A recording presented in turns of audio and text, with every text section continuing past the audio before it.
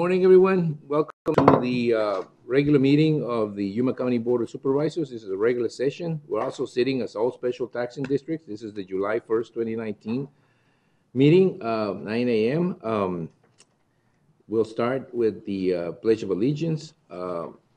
Would you, Supervisor McLeod, would you please lead us in the pledge? Sure. Please join me. I pledge allegiance to the flag of the United States of America and to the republic for which it stands, one nation under God, indivisible, with liberty and justice for all. You know, the first thing I'll comment on is we have a raffle for a trip to Hawaii to people who sit in the front. But I guess nobody's playing today, so, you know, we'll leave it for the next meeting. All right. The next item is call to the public. Call to the public is held for the public's benefit to allow individuals to address issues within the board's jurisdiction. Board members may not discuss items that are not specifically identified on. Therefore, pursuant to Arizona revised statutes, action taken as a result of public comment will be limited to directing staff to study the matter, responding to criticism, or scheduling the matter for further discussion and a decision at a future date. Is there anyone? I don't have any. I don't think I have any speaker cards, but you know, the forum is open. Susan?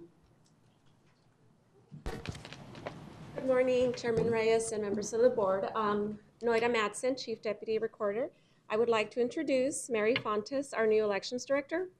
Robin Poquet is out on vacation this week, and we just wanted to make sure we took the time to introduce Ms. Fontes. We're really excited to welcome her to our Yuma County Recorder's Office family. That's great. Mary, welcome. Welcome. I was going to make a joke about your last name, but the newspaper's here. You've already asked me.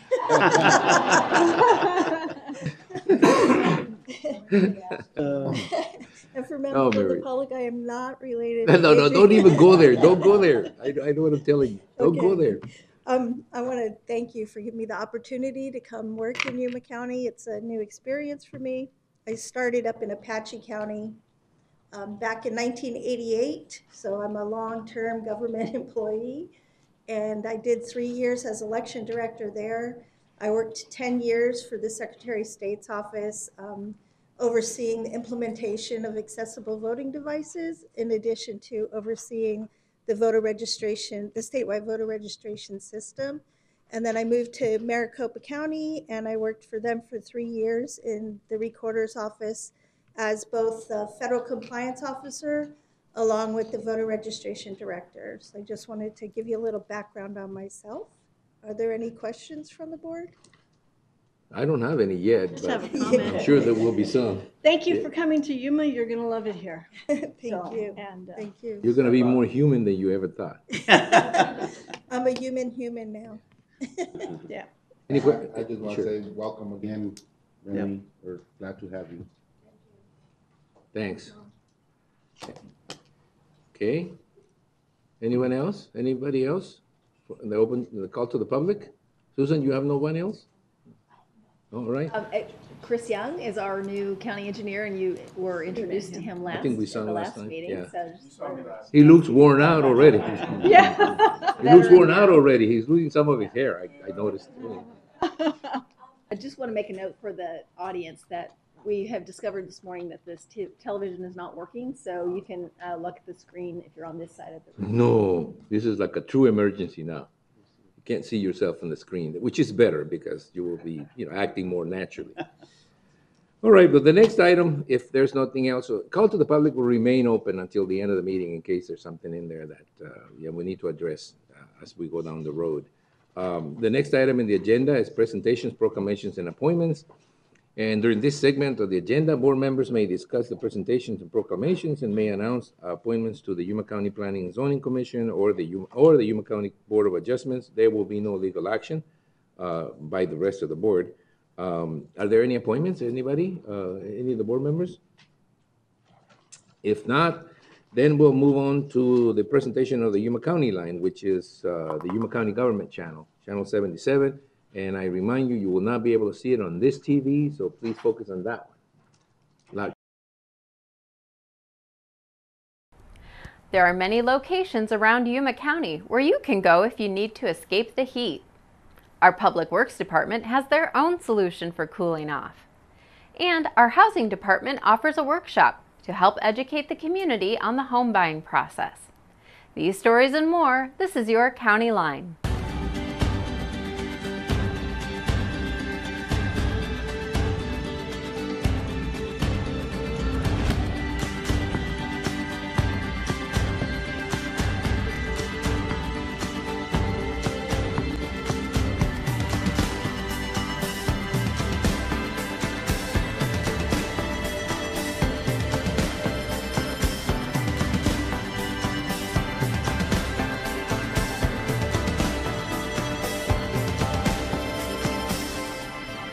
Have you noticed our temperatures creeping up? It's maybe a little cooler than previous years, but once we hit 110 degrees and more, it's a long ways till the mercury falls again sometime in October. That's why cooling centers have been opened up in the Yuma area. The heat is on in Yuma County, and it's time again to take precautions when heading out for extended periods. You may want to reschedule strenuous activities to early morning or evening. Wear lightweight, loose-fitting clothing, and of course, drink plenty of water. To help out, Yuma County Public Health Services District, in partnership with the Arizona Department of Health Services, have teamed up to work with local organizations to open cooling centers in Yuma County. As a public health entity, it is our mission and our duty to protect our residents and to provide resources to them to help ensure their safety during extreme weather. If you'd like to know exactly where a cooling center is, just log on to yumacountyaz.gov and locate the cooling center information. You can search on the site or just find the information under the health section. And staying cool is the #1 priority for some of our crews working for Yuma County. Take our Public Works Department. Much of their work doesn't take a break in the warmer temperatures. Crews work outside most of the time, whether it's at our transfer sites handling waste material, to crack sealing or even paving roads. These people have to stay on top of their body's cooling system every day. If things get too hot, they even have a portable cooling center to help keep them safe. We take breaks if we need them, and we just help each other out. If we see someone struggling, we try to pick up the slack or anything like that. Just always drinking water, getting in the truck, cool down, for a good 5 minutes, whatever it takes. So if you have to work outside, be sure to take care of yourself. Heat cramps, heat exhaustion can put you down hard, and heat stroke can kill. Be sure to watch yourself and those around you for warning signs. Owning a home is one of the most expensive and fulfilling endeavors you can make in a lifetime. It's a huge undertaking to go through the process of buying a home, and that's why our Housing Department recently held a workshop. The Yuma County Housing Department held a homeownership education workshop to help people navigate the process. The best way to do it is bringing these workshops, bringing these classes so they can learn the process and be, let's say, comfortable in going into the lender office and getting into the process of becoming a homeowner. As part of the National Homeownership Month, participants were given information about credit, mortgage loans, realtors, and much more. The Yuma County Housing Department helps assist families to become self-sufficient and to eventually become homeowners. You can find out more by visiting the county's website at yumacountyaz.gov and navigating to the housing pages. Hi, my name is Trisha, and this is your Health Watch.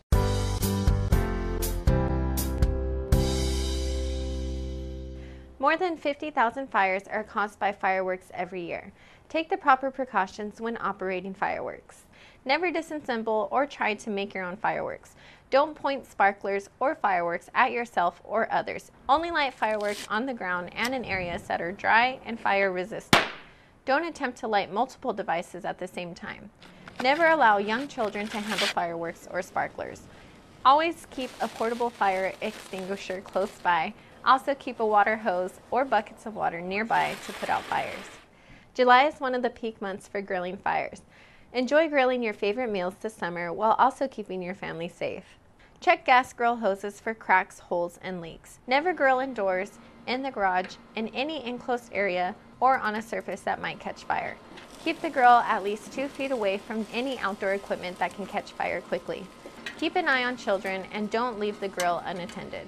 Follow these simple safety tips to keep your family safe. For more information, call the Yuma County Health Services District at 928-317-4550. This is all for now, and until next time, stay healthy, Yuma. In this spotlight, we take a look at the Library District, who's responsible for providing information, community enrichment, recreational reading, and lifelong learning to the community.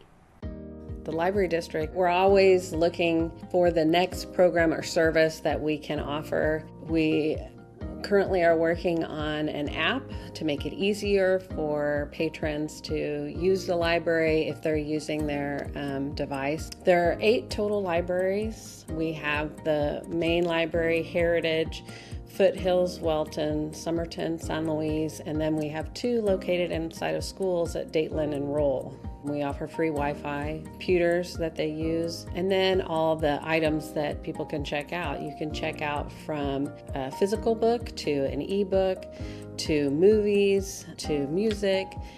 So we provide a lot of different things that people can check out and enjoy. We encourage adults, teens, and children to sign up for our summer reading program. We'll be providing at a few of our branches is the summer feeding programs. Comic-Con we just had, and there was over 650 people that attended the event. You know, all the events that we provide are free and open to the public. We're always looking for new things to help assist people or help their interests. So libraries are a great source of books, information, and lifelong learning.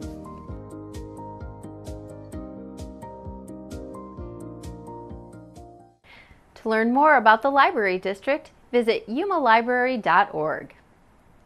Before we head out, just a notice for you bargain hunters out there. Your chance to cash in on some great deals is coming soon. You can purchase many things from your county government through our online auction site. Currently, the auction is closed, but mark your calendars as the Yuma County Surplus Auction Site will be conducted July 12th through July 26th. The money collected from the online auctions goes back into our general fund. You can find out more about the auction by navigating to yumacountyaz.gov/surplus auction. We'd like to thank you for joining us for this County Line. If you'd like to watch past episodes, log on to yumacountyaz.gov/VOD. And remember, you can join us live on Facebook. We'll see you next time. Yeah, playing with her fingers.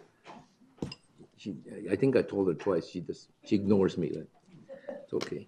That was the Yuma County Government Channel report, and I think it's the only item we have on presentation, proclamations, and appointments. So we'll move on to the consent calendar. The consent calendar, where the following items are listed under the consent agenda, will be considered as a group and acted upon by one motion with no separate discussion, unless a board member so requests. In that event, the item will be removed from the consent calendar for separate discussion and action.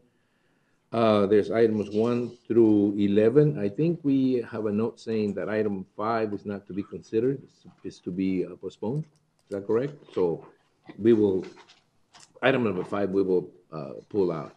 Are there any questions or any items that the board, any board member wants to pull out?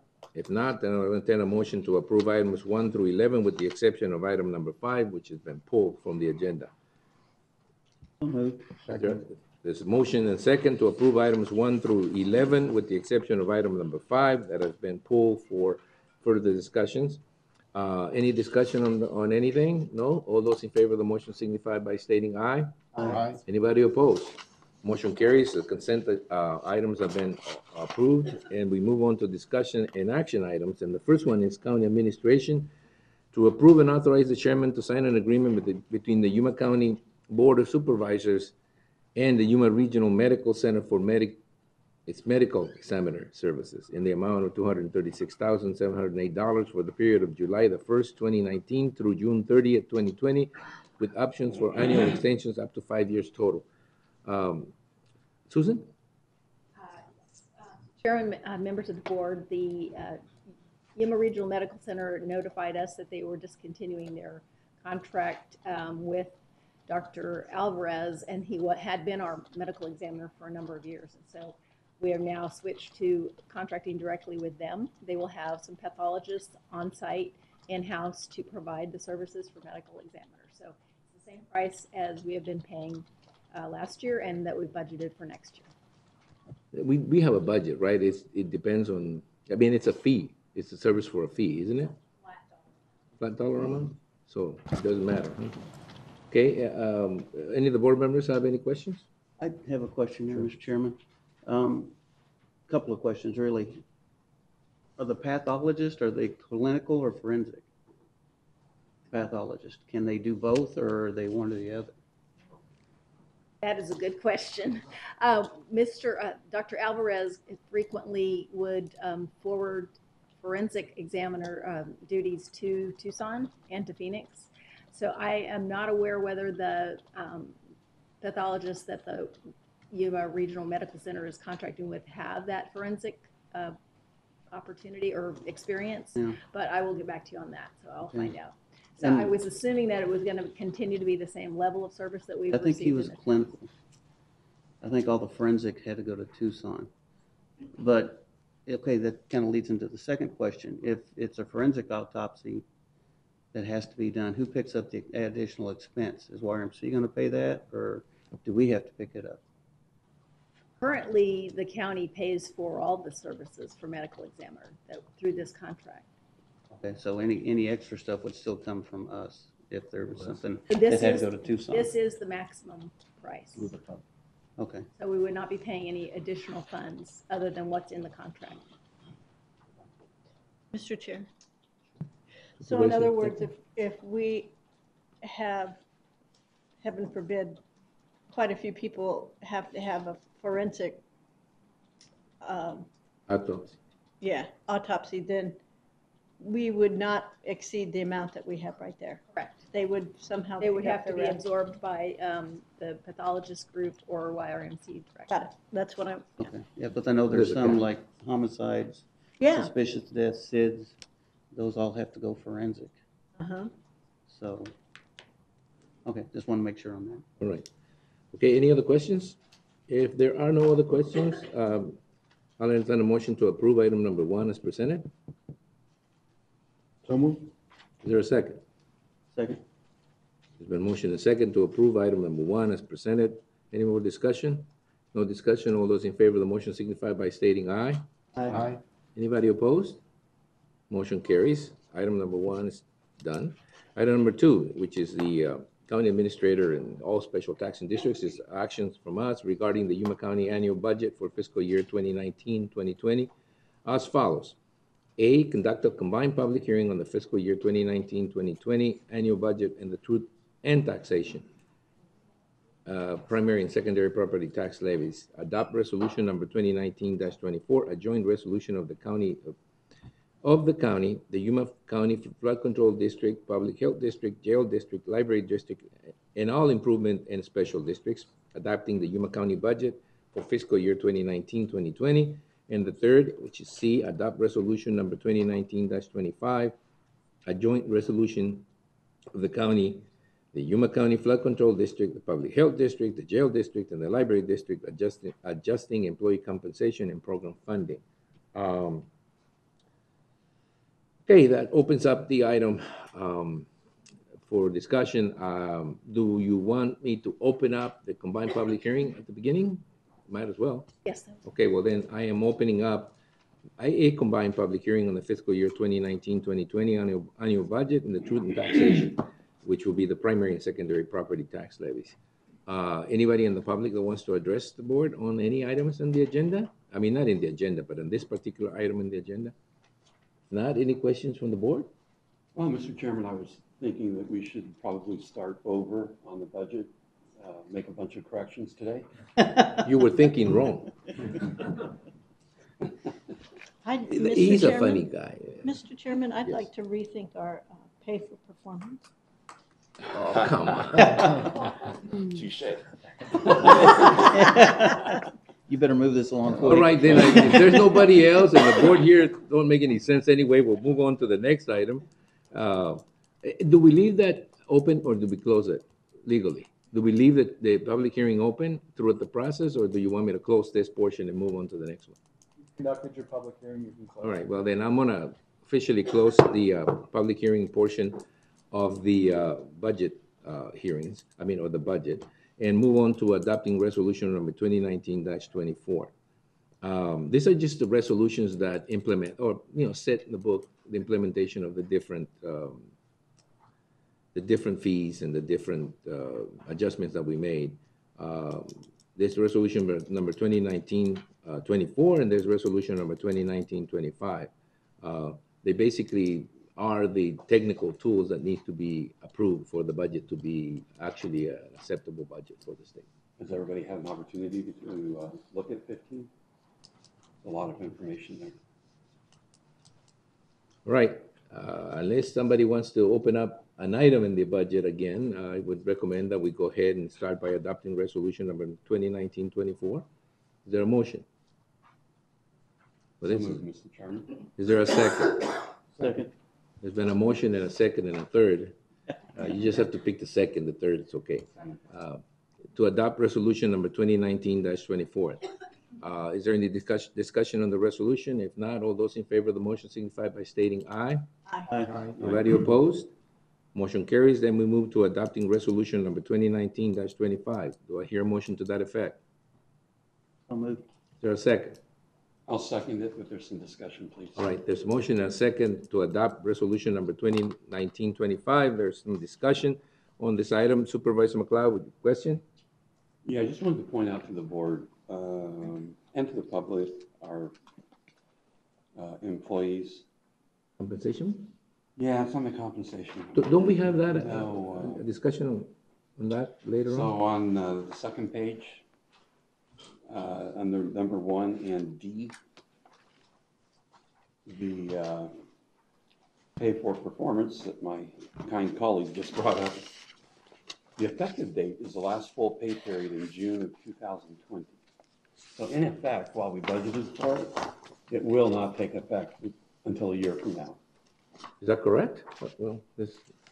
Yes, and Supervisor McLeod asked me that question just before the meeting, and the logic of that proposal, at least the recommendation of the staff, is that we're transitioning from everybody being evaluated all at once to having them evaluated on their anniversary date.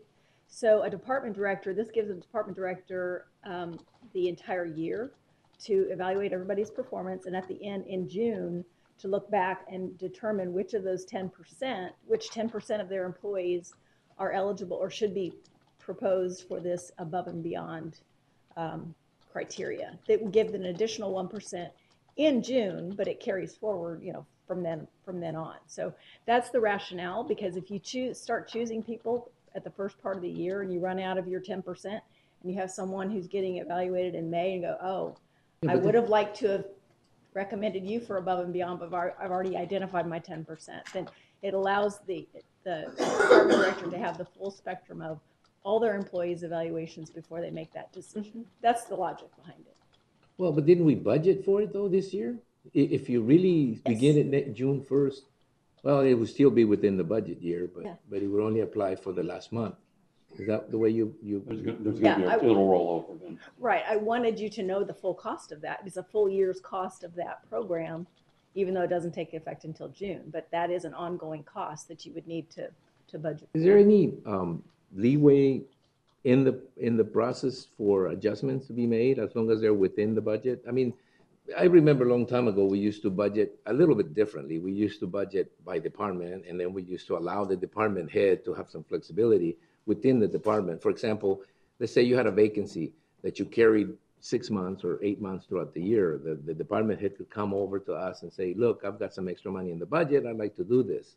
And normally it was related to employment or to employees. And we would do that. Is there enough flexibility in the budget to be able to adjust as we go along? I mean, obviously you've already done that. I mean, I wasn't thinking that the review for the pay for performance was going to be a review done later. I thought this was a review done in the past. I mean, you had last year, the supervisor should know who did well last year. I mean, it shouldn't.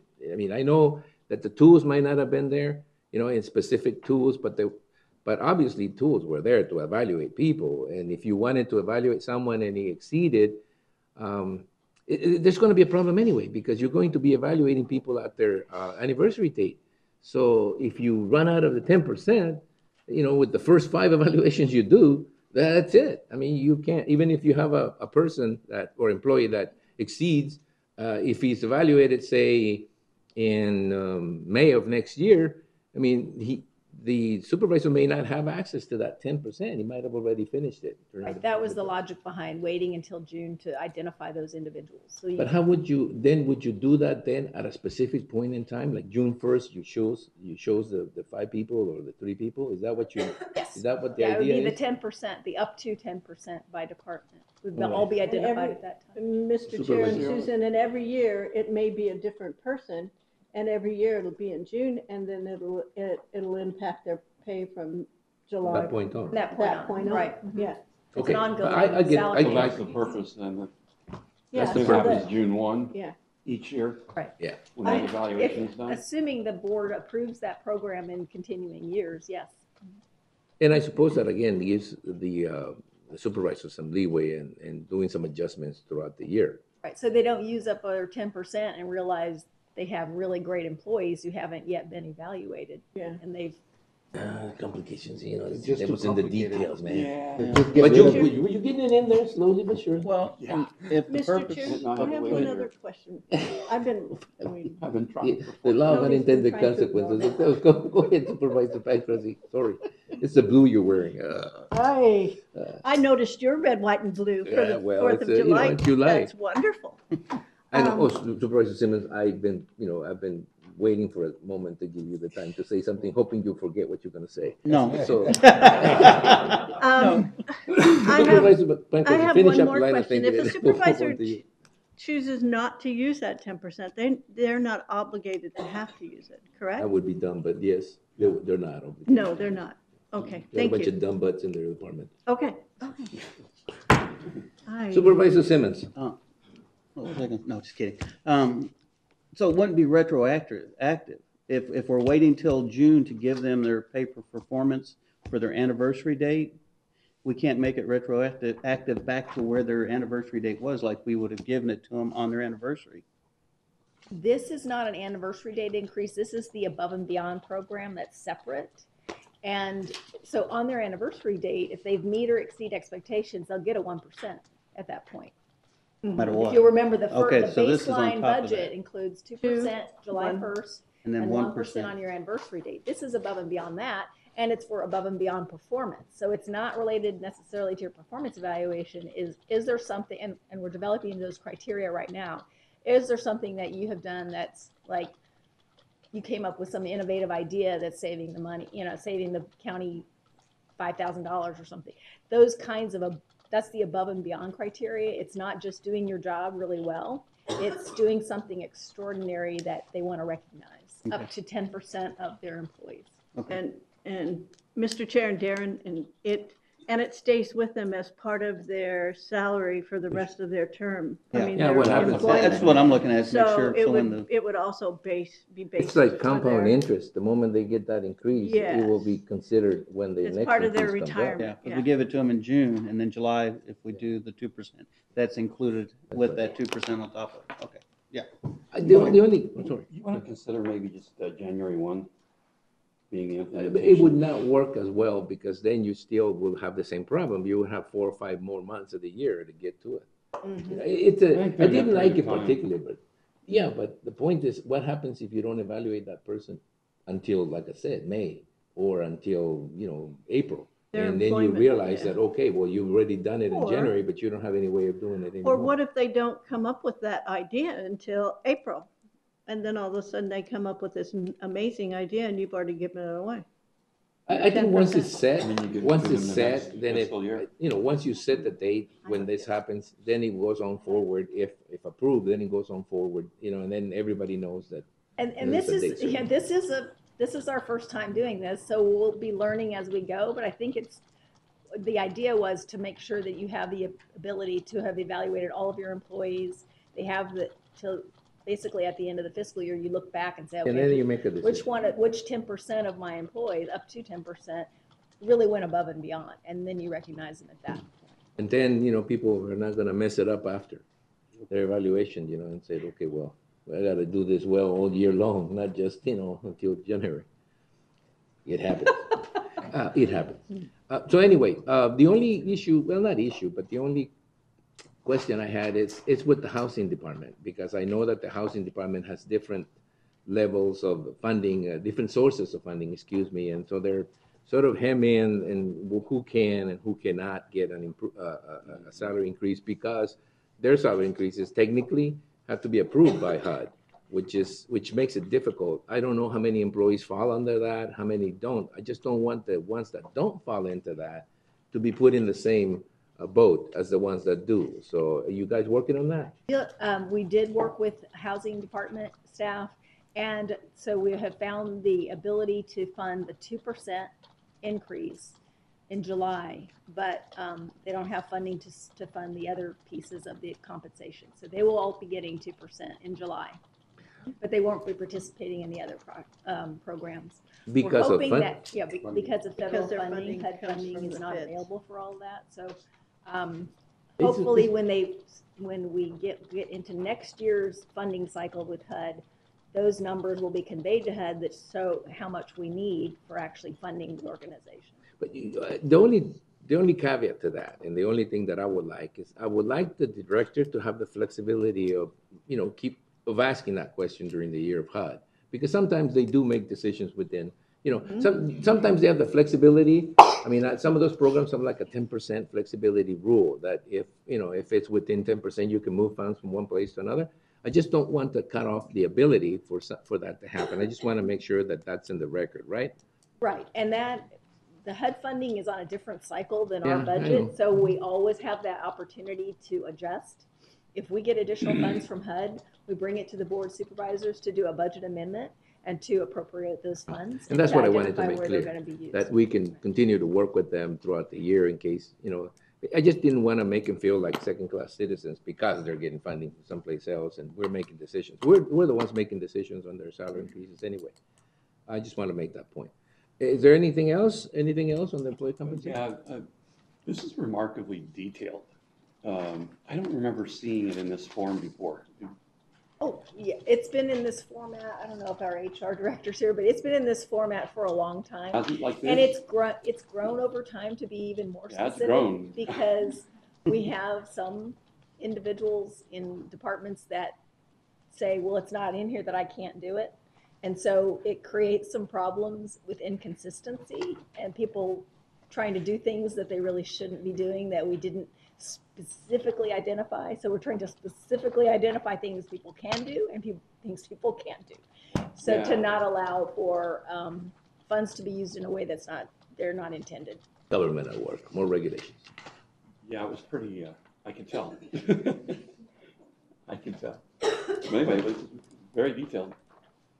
Any questions, Mr. Simmons? Any questions? No questions? Then I'll entertain a motion to approve a resolution number 2019-25. I think we already did. Oh. Simmons and me. No. Yeah, We haven't No, we voted. didn't vote. But we had Oh, a we motion. made a motion. Yeah, second, you stopped it. Oh, I forgot that. All right, so any more discussion on this item? If no more discussion, all those in favor of the motion signify by stating aye. Aye. Anybody opposed? Motion carries. Does that take care of the whole budget? That's it, huh? Well, just the fact that it's a bit late for me, but, you know, I made that point before. The next item is county administration, discussable and possible action regarding the following legislative items: a report to the Board of Supervisors regarding the proposed bills in the Arizona State Legislature with impact to Yuma County. I don't see Paul Melcher. Right. So do we just want to skip through this? The state budget is done, isn't it? I mean, is there anything new? I'll just make a couple of notes. CSA, our County Supervisors Association. Did I? Moment. So the County Supervisors Association did provide a summary of all the bills that were passed. And I provided that to all department heads and agency heads so that they would know anything that impacts them. They can have a little summary of that information and follow up on it. Also, CSA, legislative proposals are due August 12th. So on your next two board meetings, you'll have the opportunity to talk about any CSA proposals that you're interested in us doing research on and voting together, because they're due August 12th. So we'll give you two opportunities to look at that and discuss that before the summit actually takes place. On the federal side, on the update regarding strategy relating to federal legislative priorities, how are we set with this trip to Vegas in terms of the presentation of the different priorities that we have? Paul has developed scripts for each of you to take to the committees and identified when the committees are going to take place. So you'll have that. That's what I heard earlier. Right. Are those available yet? Are you going to present one? Yes, No. Desiree has Am I? that. She'll hand those I to don't you know. after the meeting. But I know there was a deadline situation. You had to present it on Friday, I think, and so there was some. Right, so Supervisor McLeod and Supervisor Porches are taking care of those committee meetings on your behalf, because I think there was one you were going to be doing since you won't be there. They'll be covered by the other two supervisors. Okay. We'll also have Robin Paquette as a backup in case, we'll give her all the information just in case something happens where we need an additional backup to those committees, because some of them take place at the same time. All right. Well, I just wanted to make sure that was taken care of. I'm used to covering for the chairman. Yeah, right. Especially in Spanish. He does really well in Spanish. Sí, muy bien. I send them to Arizona Mexico Commission. I didn't know I sent them, but they told me. Do you have to wear the little earphones? He has to shave I his didn't head have to to, do the no. presentations correctly, but he refuses No. to. All right. It was So, available. anything else? You look. The attorney looks like he wants to tell us something, but Mr. Chairman, when you go back to that last item on the budget, I know everybody voted aye, but we want the record to reflect it was in the form of a roll call. oh, okay. So let me go back then. I'm going to open up the last item. I think in budget items, I don't know if I didn't remember that, but we may have to revote. Yeah, we have to vote in a roll call. That's right. I'm going to go back and redo the vote on the two resolutions. The budget resolutions are supposed to be voted by roll call to reflect, whatever differences there may be, if there's any. I don't think there's any. Can we discuss it again? We cannot discuss the items again. I'm not opening up for discussion, just a vote. Okay, there's a motion and a second on resolution number 2019-24, which is the first one. It was motioned and seconded properly. So we'll now take a roll call on that. Please, Desiree, roll call.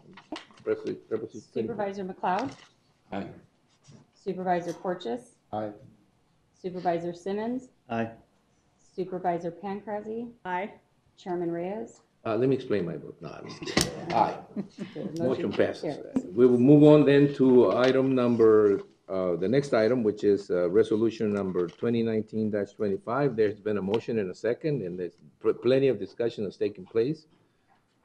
So please take a roll call. Supervisor Simmons, Aye. Supervisor McLeod, Aye. Supervisor Porches, Aye. Supervisor Pancrazy, Aye. Chairman Reyes. Aye. Motion carries. All right, that takes care of those two items, and that takes care of all three items with under discussion and action items. And we'll go back now to the update on regarding strategies relating to federal legislative priorities. So we're set to go. I mean, we just have to look at the scripts and see which committees are at which times and make sure that somebody shows up at those committees to support our priorities. Is that correct? All right, okay. I suppose that I suppose that Mr. Melcher isn't going to be available there in the meetings? Correct, he's on vacation. Who let him go on vacation? All right. We're going to move on then to the planning and zoning agenda, where full legal descriptions of property sites for all rezoning cases are available for public review at Yuma County Board of Supervisors office. The rezoning, which is regular public hearing items, is where staff will make a full presentation on each of the following items, followed by separate discussion, public hearing, and action by the Board of Supervisors. The first one is for Development Services in the Planning and Zoning Division. Adrian Vega of Dahl Robbins and Associates, representing KDC of Yuma LLC, request modification from the Yuma County Subdivision Regulations, Section 4.15C, 4.15D and 4.22C for the proposed Purple Mountain Ranch subdivision, assessors parcel number 701-18-195, zone low density residential, 20,000 square feet minimum, located on the northeast corner of Camino del Sol and Calle Ventana in Yuma, Arizona. There will be a dreaded PowerPoint presentation by planning staff, and then we'll discuss it. Thank you, Chairman Reyes, members of the board. Juan Leal Rubio, Senior Planner with the Planning and Zoning Division. This is the request for modification of subdivision regulations for the Purple Mountain Ranch subdivision. This is the vicinity map showing parcel 195, crosshatch zone R120, and some of the uses surrounding the property within 300 feet. To the north is a property zone C2. Further north is a WAPA easement, zone R810. Further north, we have townhomes via Royal, zone R2, and golf course, zone R810.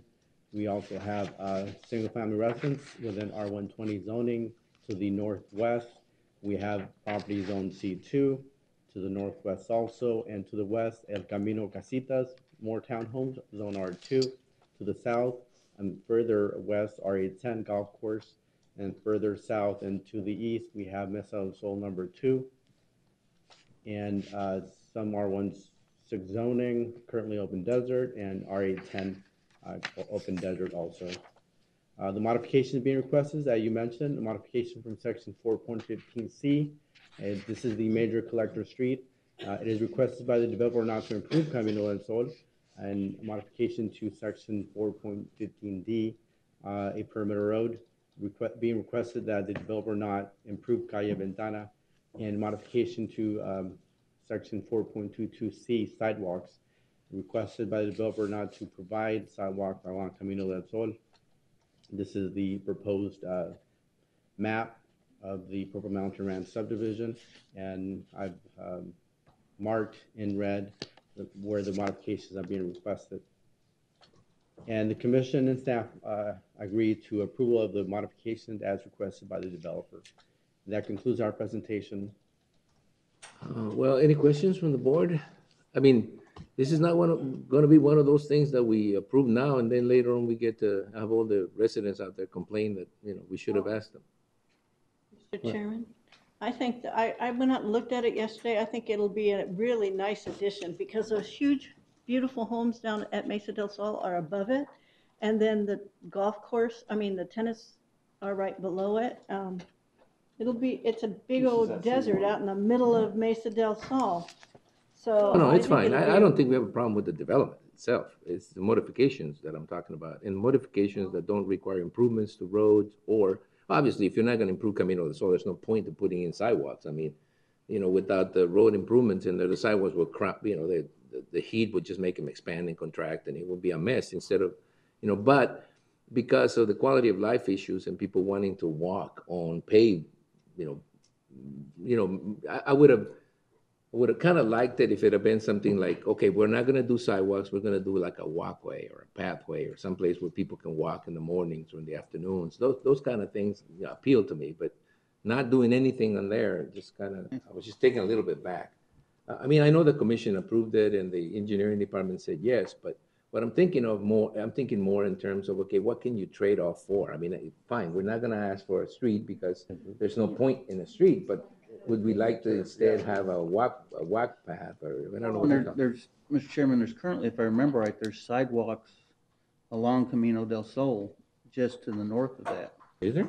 I didn't see it. Isn't there? If I remember I don't know. Chairman Reyes, during the public hearings for the entire map for the subdivision, the there was really no opposition. The concerns expressed by the citizens or the neighboring property owners had to do with more the increase in density, which is, there isn't really an increase in density because this is actually less dense than what's out there, and obstruction of views to the mountains. The modifications being requested were recommended by the engineer for approval because it's in character with what's out there right now. In my site visits to the property, I noticed that, Some people were walking the streets. There are currently sidewalks, yes, existing. However, the recommendation made by the engineer staff, because we feel that it is felt that it's in character what's out there right now. Can you back up a little bit? And there. Big lots. Well, Calle Ventana. So it's on the left where they're saying don't put sidewalks, right? Yeah, and Chairman Reyes also, I mean, yes, everything's paved out here. Yes. Are there sidewalks north and south of that area? There are just currently no north. sidewalks. That is why the There are modification no is being sidewalks along that requested. roadway. Correct. That's why you're making the recommendation. Correct. It's in character with what's out there. Dirt. Sand. No, I'm just kidding you. Sidewalk, I'm but- giving them a hard time. Mr. Chair, Go ahead, Supervisor Um, Franklin. most of the people who walk, try to walk on the golf course early in the morning and in the evening, so, In other words, you they know. try to avoid the rattlesnakes? yeah. Oh. Now, are they gonna be required to have any sort of landscaping or anything, since there's not gonna be sidewalks? Just something to kind of go along with the flow through the area, like I said. Chairman Reyes, Supervisor Simmons, no, that is not required along the right of ways of Camino del Sol or Calle Ventana. Well, you know, I think at some particular point in time, we're going to be paying a lot more attention to quality of life issues, and we're going to find out that, you know, if we wait long enough, the bicycles come in and say, hey, you know, we need more bicycle next to the roads, and then people would say, well, we need more walkways and pathways and so on and so forth, other than the golf course. I mean, you know, I understand that, but I mean, if you look at what cities are doing nowadays, they're you know, pushing more, you know, walkways and, you know, access to where people can actually get out of their homes and walk in a safe place, you know, lighting, those type of things. I think that at some particular point, we need to put that in the agenda, because I think developers need to know what you want from them and not get to a point where you're doing design. You're already past that point. I mean, but I mean, when you give up something, you know, not that should be a rule, but you're in the position to ask for something else. And sometimes we understand the approach. I understand why, the reasons why. You know, really, if you don't have a sidewalk in there, there's, you know, you're requesting something from somebody else that's new, but that's not necessarily unusual. I think as time goes by, the county becomes more sophisticated, as the cities become more sophisticated. And I know, you know, some of us don't like it. I don't like it particularly, but I can see that the trend is to make areas more livable, more walkable, more amenable to people. And this is an area that's almost fully developed. So I think it's a little bit late for this, but we may be talking about or considering, you know, some of those issues in the future as part of what we ask people. Chairman Reyes, just to note that there is an existing designated bicycle pathway along Camino del Sol that connects from the frontage road all the way up to, and it runs all the way in between Mesa del Sol, all the way up to Avenue 9E. So there's amenities in there that Correct. people can, you know, handle. Yeah, Okay, all right. Both those roads are wider than normal roads, a normal residential road. Okay, I don't have any particular problem with the petition itself.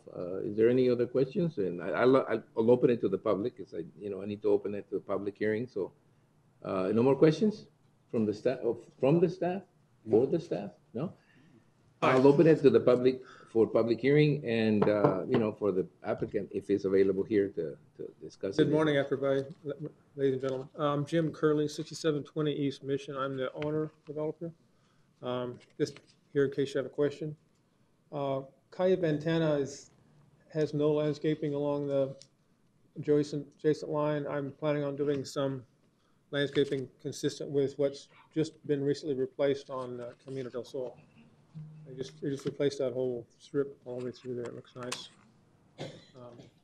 I think people who look, the market always drives most of the things anyway. And if you got a nice subdivision, you figure that if the more amenities you provide, the better looking the subdivision itself is, and the more people are attracted to it. And that's like I said, that's a pretty well developed area already. So there's a lot of things you can draw from, just what's been done before. Yeah, it's been really well received. I've got lots of interest in it already, and we're 6 months away from being anywhere close. We are planning on putting in streetlights, by the way, which is not a requirement. So, No, it certainly will. Certainly will. You know, as long as you know, make them those yellowish type ones that don't interfere with the, you know, the sky. Any questions? I'm just here Any to answer. questions from the I developer? have a question. What models of homes are you putting on there? Are they going to be These customs are or? strictly custom home, Yeah. you know, size lots. They're 30,000 square feet or larger mostly. We're talking homes consistent with the ones on the hill or slightly smaller. I mean, Okay. we're talking, you know, $400,000 and $500,000 home projects. It's all custom, so I'm just selling lots and letting people build. I'll have a set of CC&Rs that will limit what they can do, but it's going to be on the larger side, I'm presuming, because the lots are not going to be cheap. Yeah. All right. So, Mr. Chair, so you're not building all of them? No, it's open for sale. Okay. No. My son's the one building. I don't do any more building. I you're retired done. from that. Wise man. Uh-huh. What? Wise man. It's did it for 30 years. That's long enough. Okay. Thank you. I always said building a house is like having a baby. It's just as bad. Just as bad. I can attest to that. I'm going to close the public hearing unless somebody else wants to say something. I'm closing. Sure. Come up. I'm sorry I mentioned bicycles along the way. Shouldn't have done that. That's all I need to say. Thank you. This is Gene Dalby, 1183 West 37th Street. Mr. Reyes, I just would like to duplicate what you said with respect to quality of life. I would bet you that every house that's built in this subdivision will have a bicycle in it. There's no question about it. And then it's not only internal into that subdivision, but then the access into the rest of what's out there. And as we know, safety is a big deal. And we don't want any more people killed on the roadway on bicycles. So the safer it is, the more complete, the more signage, the more of all of what's out there.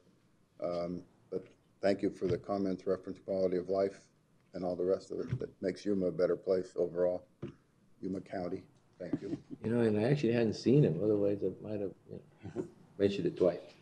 All right. Any other comments? No more comments. I'll close the public hearing and return it back to the board for their decision. Is there a motion to that, to the effect, to whatever effect? I'll make a motion, Mr. Chairman, that we approve the requested modifications to the Purple Mountain Ranch subdivision. I'll second that. And motion and second to approve the requested modifications. Any more discussion on this item? If there's no more discussion on the item, all those in favor of the motion signify by stating aye. Aye. Anybody opposed? Motion carries. We move on then to the second item on the Planning and Zoning Division agenda, which is rezoning case number 1903. Steve Gerber, agent for Sachas, Arizona LLC, requests the rezoning of a parcel 42,492 square feet in size from local commercial C1 to low density residential 20,000 square feet minimum R120, assessors parcel number 729-58-906, located approximately 1,200 feet west of Avenue 14.5E on the north side of County 14th Street, Yuma, Arizona. There is a PowerPoint presentation by the planning staff. Thank you, Mr. Chairman. Fernando, I'm sorry, I've been sick. I know you're nervous. Yeah, I know you've never done this before, so Fernando Villegas. Sorry. Whoa. Wow. Hey, Rubio, step in, man. Fernando Villegas, just, do a deep voice. Let me get. Oh, my goodness. Let me get some water. It makes him nervous, to present to the board. This is such an intimidating group here. Look, before you start, I did not see him until right now. We do have a former member of the Board of Supervisors with us. So Tried to slip in. he tried to slip unnoticed, but, Okay, let's try this again, okay? Like you said, this is a request to rezone a parcel from local commercial C1 to low density residential, 20,000 square feet, R120. The subject property is located in the foothills area. And the intent is to split the property into two new residential lots. The vicinity map shows parcel 7, north and west, zone RA10, and is the location of the Foothills Golf Course. Parcels directly to the east are zone R112 and are improved with site-built homes. These parcels were rezoned from C1 to R112 in 2001. Parcels to the south is the location of the Berry M Goldwater Ranch. The existing land use designation supports residential uses from 1 to 6 dwelling units per acre. For this reason, it doesn't require a minor amendment. The site plan submitted by the applicant shows how they're gonna split the property. They're just gonna divide it in half. Fernando, Yes. if we take a look back, have these properties been slowly split off, avoiding subdivision regulations? No, sir, Mr. Sherman, a subdivision was filed for all the properties to the east. It's Foothill Mobile Estate 27A, the name of the subdivision. Okay. Yes. All right. This next slide shows the existing conditions of the property. This is a view looking north. Another view looking west from 55th Lane. And another view looking west from East. I'm sorry, east. Yeah, I'm sorry. From the subject property. MCS Yuma is not in support of this request. According to MCS, the request is incompatible with the Earth Station activities because the request is increasing the residential density within the Berry M Goldwater Range. The buffer, within the buffer zone. Within the buffer zone. It's not within the range. Yeah, exactly. Got it, we understand. We received 7 letters from the adjacent property owners in favor. This map shows the property owners that are in favor. And the Planning and Zoning Commission recommends approval subject to the performance conditions.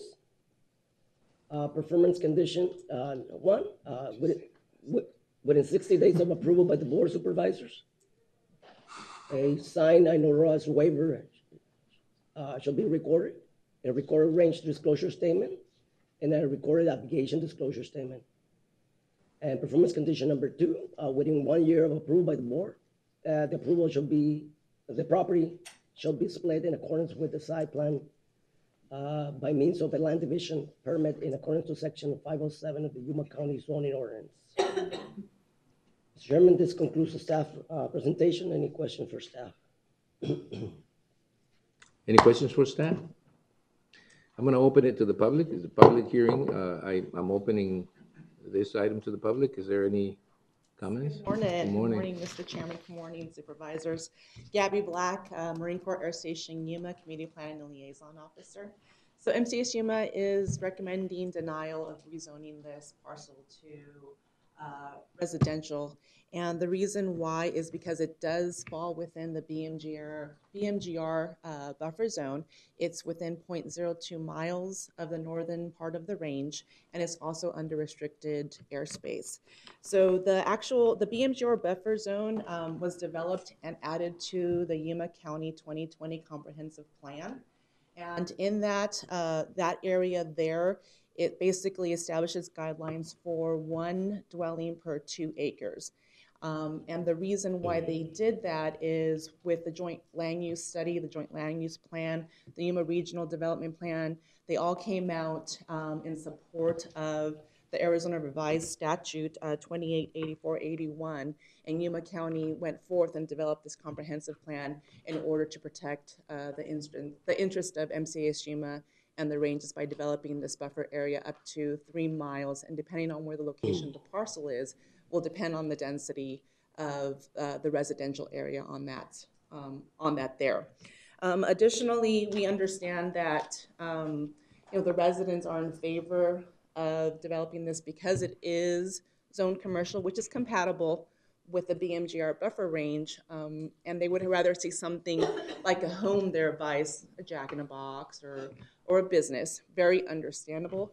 But there are some other uses that are compatible, such as open space, like maybe a walking park or a dog park, maybe even a playground that I think would also be aesthetically pleasing to the community and what can be used with all the community members there as well. Additionally, because of this area, since it's so close to the range and because of the overflights, we do get a lot of noise complaints from this area because of that. And we get them we usually get them nighttime, during the nighttime. So basically when people are home. So even though with a commercial area, you do have people that come in and out, they're usually only there 15, 30 minutes and they leave the area. And usually the businesses are closed at night.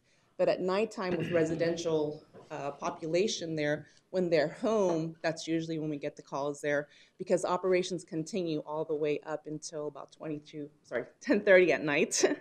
10:30 at night, so there is a lot of training over that area as well as far as overflight. Let me see what else do I have here for my notes.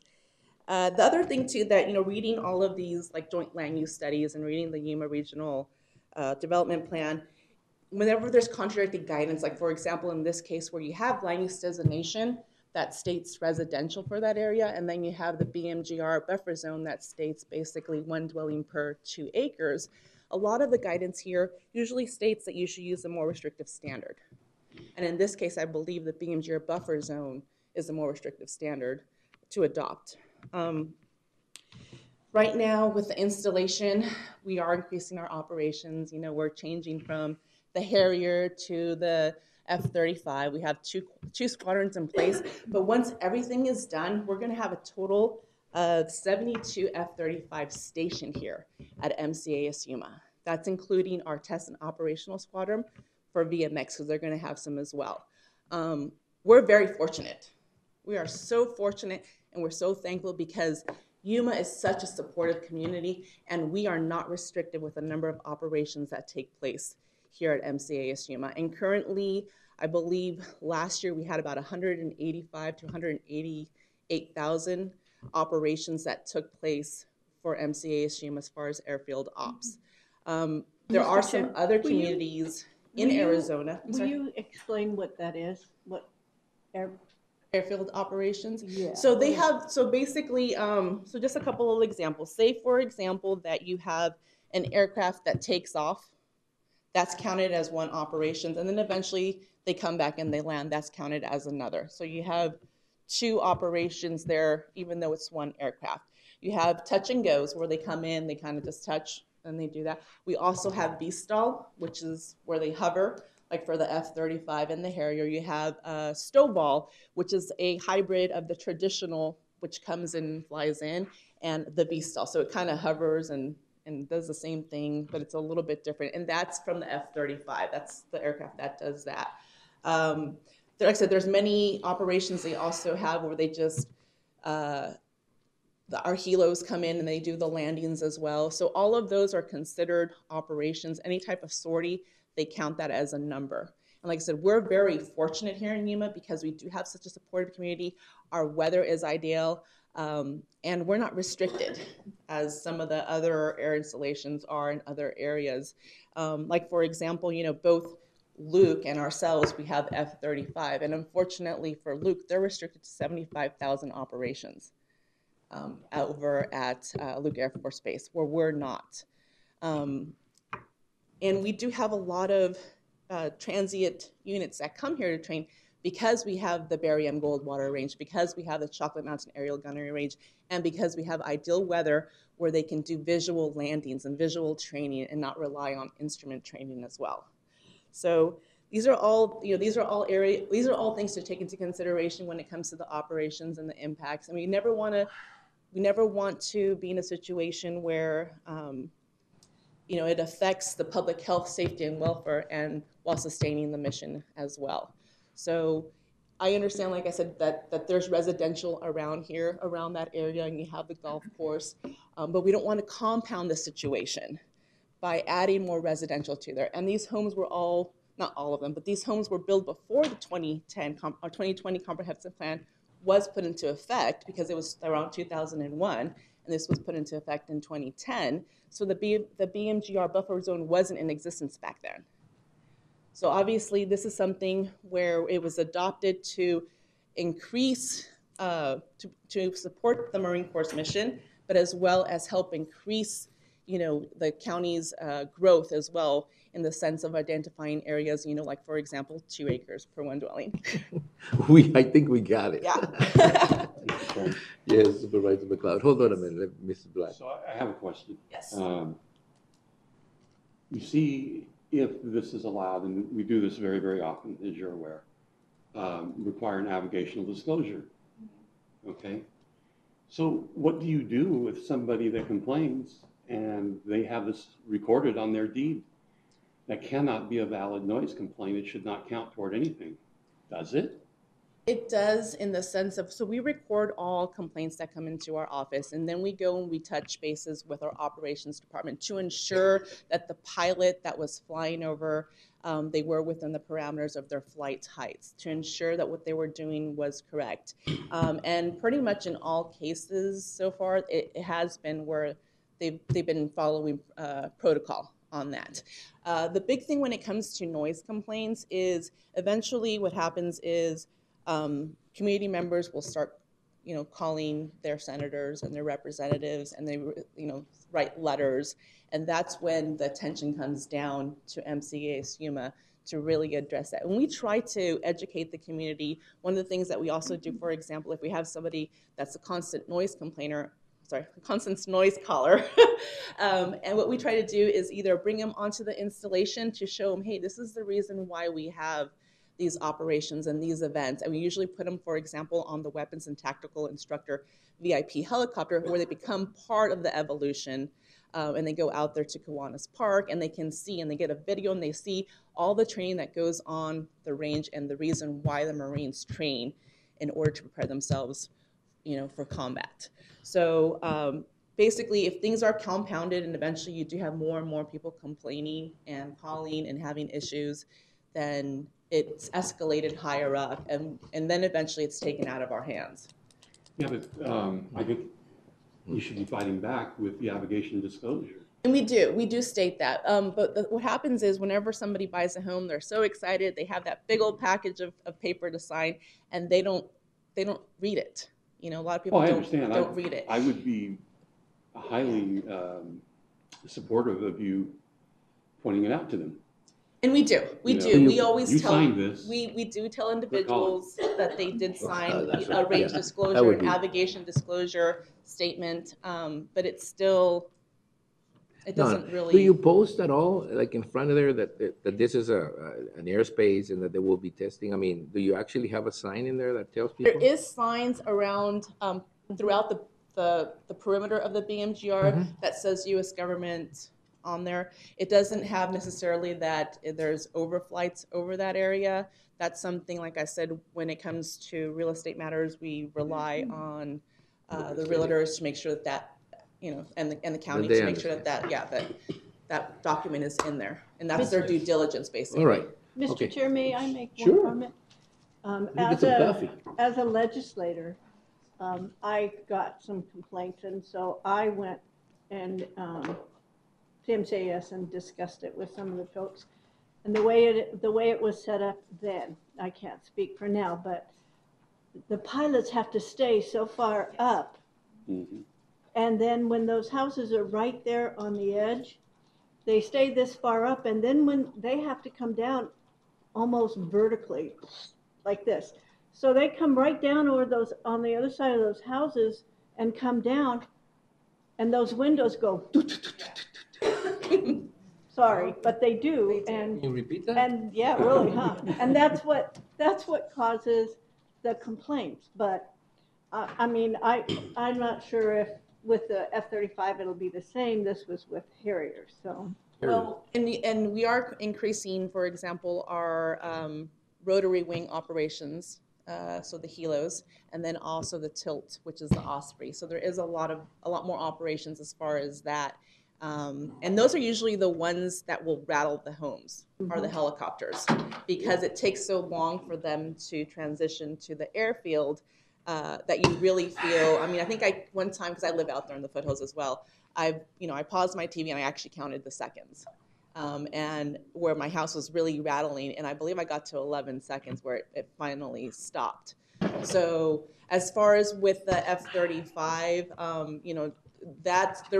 there's not that many complaints there for the range part of it. That's more on the main station side of it. When we get noise complaints is when they take off there, or if they're doing some type of buildup as far as with their engines. So.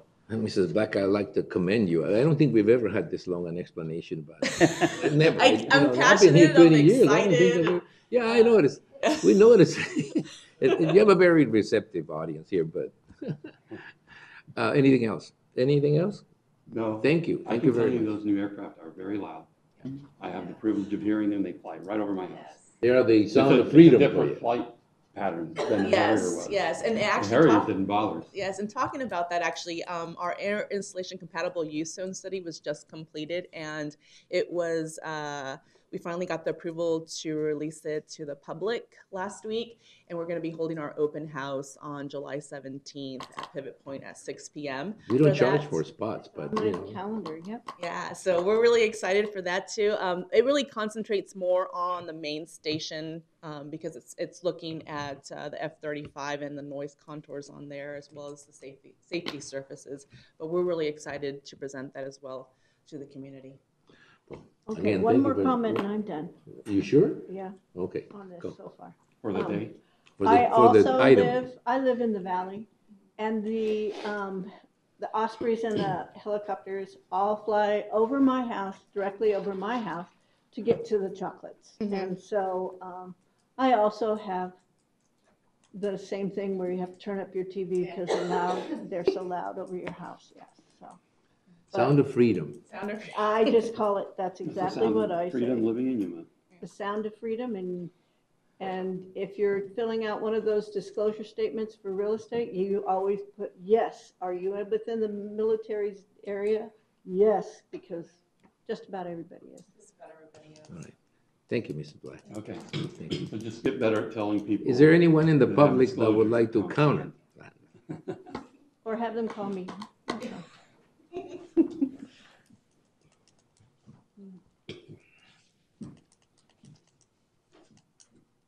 Good morning, Mr. Chairman and Good morning.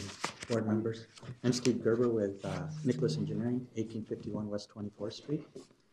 I guess what I'd like to say is this request is not for a new development or anything like that. It's just an infill project in an existing lot, an existing subdivision. And all it would do is allow the split one lot into two residential lots. The stack, it scored a 290 out of a possible 300 for the staff development evaluation checklist. Staff recommends approval. Planning and Zoning Commission recommends approval. There are letters of support from the neighborhood. And last, I'd just like to say that they do agree with the conditions that are placed on. Any questions you might have? No, I don't have any. Do you have any? No? Well, thank you. We'll bring it back to the board for discussion. I'm going to close the public here. Is there anybody else? No? And I do want to tell Danny that I do remember your name, but I just forgot to say it. Danny Bryant. Right? Mr. Simmons here, Supervisor Simmons, is always, keen to remind me when I forget something. He says, Now, wait a minute. All right. Okay, then going back to the item that we have in front of us.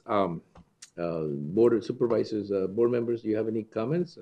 I have I'm one. just But curious, if I may. Sure. Why was this made commercial in the first place? Do we have a clue what at the time that this was put in, what they thought would be there?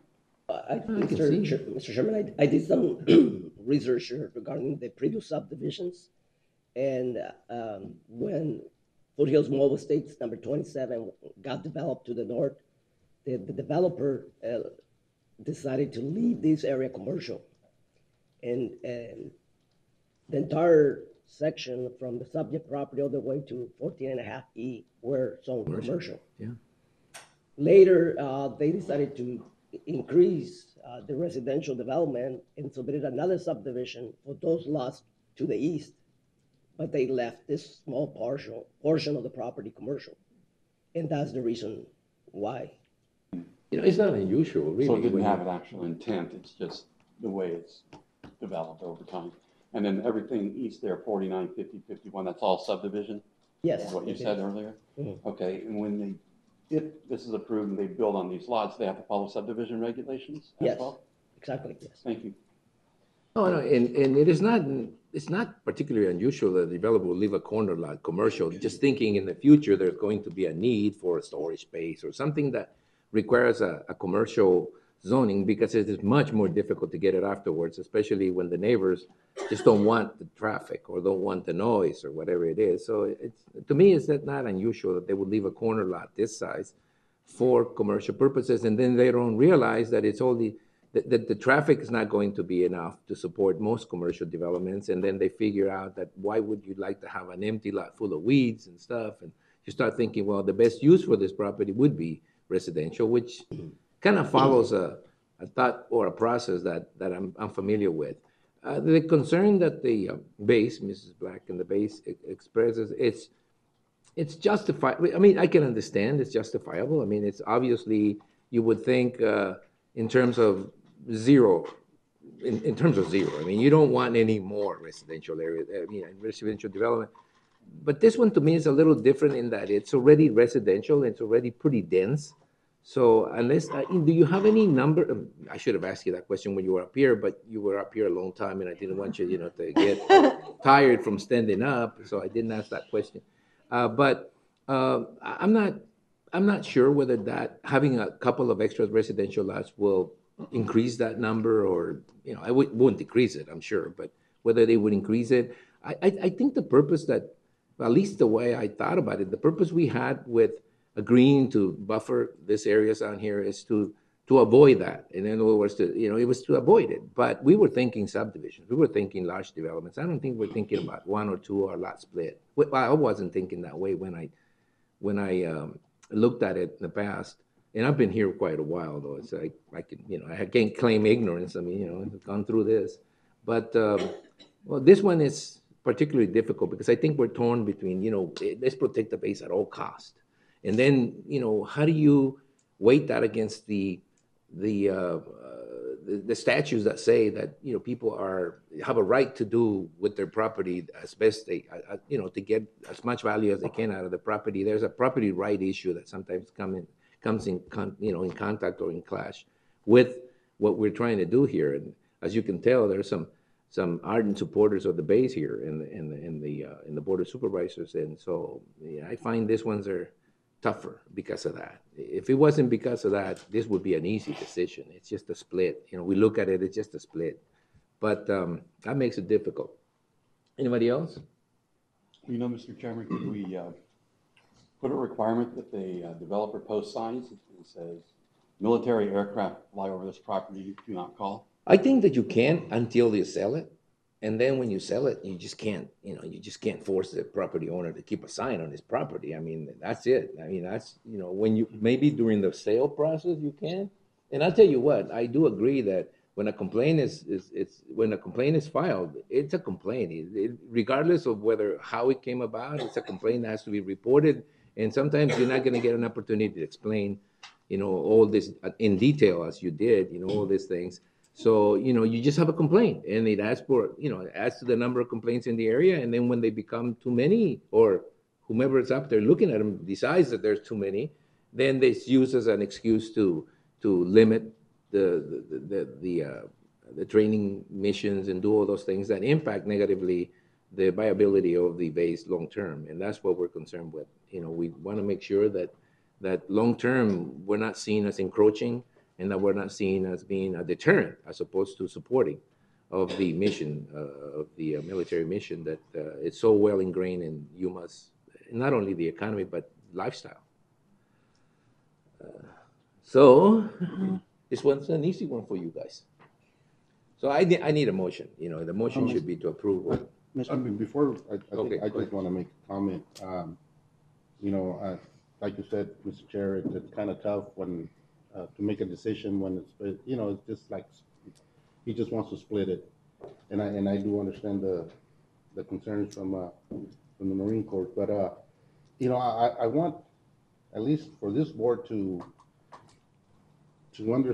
be more, I know we have the last say-so, or the decision, but not too long ago, there was a gentleman here trying to do just a guest house, and as I recall, we used, the Marines were here too, and they told the reasons why they didn't want it. So I just want us to be more consistent, or if staff can do something before it gets here, that an applicant will, you know, will be hearing this and it might not be approved because of the reasons. Mhm. And I just don't want us to be, one day we say yes, another, you know, to someone, another meeting we say no. Yeah. I just want us to be more That's the way it consistent. works. No, I know it works, but to Because me, like, it's, that's not a fair comparison, well, Supervisor. it is. To me, it is. If we go, House on an we're gonna existing add, lot. they're gonna add more residential right there. It's gonna be two houses. What's the difference between a guest house? It's That a because- guest house, oh, sorry. No, go ahead, No, Mr. no, Chairman. okay. Look, it's a different, as a matter of fact, let me just If say we're that. talking about density, We're I believe saying it's the that same. unless we state properly through regulations that we will not consider those cases, they will come to us. Because people are going to, you know, ask. I mean, you know, if I was a landowner, and if I have an opportunity to ask for this, I will ask. And that is what we do. We make a decision based on every individual case. That other case that he's referring to was another case, and we made the decision then. But this one's a different case. I know it's the same impact, maybe the same impact, but it's a different case. Definitely. And unless we change, that's basically it. Unless we change the rules so that the plan isn't a plan anymore, but actually a regulation saying that we will not consider any lot splits, that we will not consider any additional density in this particular buffer zone. And we have, as a matter of fact, we limited to two acre sites. And this is why, you know, this is in front of us, because it doesn't fit that particular, if it was 2 acres, you would have said, okay, well, that's within the buffer zones, 2 acres, that's it. The only reason that this is in front of us is because it isn't a 2 acre site, it's a small site, and it will increase the density, and I understand, and that's why I said, look, this is one of those cases where you weight the common good that the Marine Corps brings to the community and the right of that landowner to ask us, can I do this? And that's what's in front of us. Can he do that? Can he use his property? And I after being here as long as I've been here, and I've seen as many different cases as I've seen, I know that there is a sense that in some way or other we established a precedent, but that's not how I see it. I see every case as an individual case with different issues that have to be dealt with, and that's really why I think the Planning and Zoning Commission items are what takes us longer to make a decision on as supervisors, because they involve people's right to do what they want to do versus the public right to be protected from some things. And this is one of those specific cases that I said is so difficult because you have to weight those factors.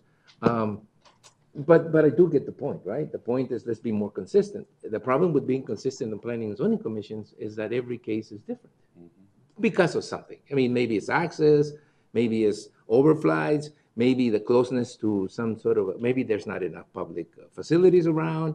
Every case is an individual case. And while we try to be consistent in our decisions, it just so happens that, for example, just to give us an example, almost nothing goes through Supervisor Pancrasi that impacts the base at all. And I can tell you that right now. Every case that is, she is consistent that way. And, that's her perception. Me, I come from a development side, where I've developed properties in the past. So I have a different sense of what goes on in the process. So everybody brings into their decision their background. I mean, whether we like it or not. But at the end of the day, I think that every one of us here, likes to make a decision that is going to obviously please most people, but sometimes we're not going to. Sometimes we're going to have to make a decision that's a difficult decision that, in that particular case that you mentioned before, I was really sorry to see the gentleman didn't get that. It's really bad to me. But And just one thing, I think every time the Marines makes a comment, it's based on density. Sure. It's, Sure. am I correct? It's Yes, okay, it's so based on density. a guest house or another lot split in another house, to me, that's density. Similar, is what you It's, say, yeah. similar. So Similar. I It's a can see a density case that it's driveway or access, that's totally different. Then But when a it's density. density, so that's why I say we need to be consistent with, if it's gonna be density, let's be consistent. Mr. Chairman? All right. At least that's my point of view. All right, good. I wouldn't want to live in a county that was that hard regulated that strictly. These are guidelines that we try to follow. I remember when the 2020 plan was put in place.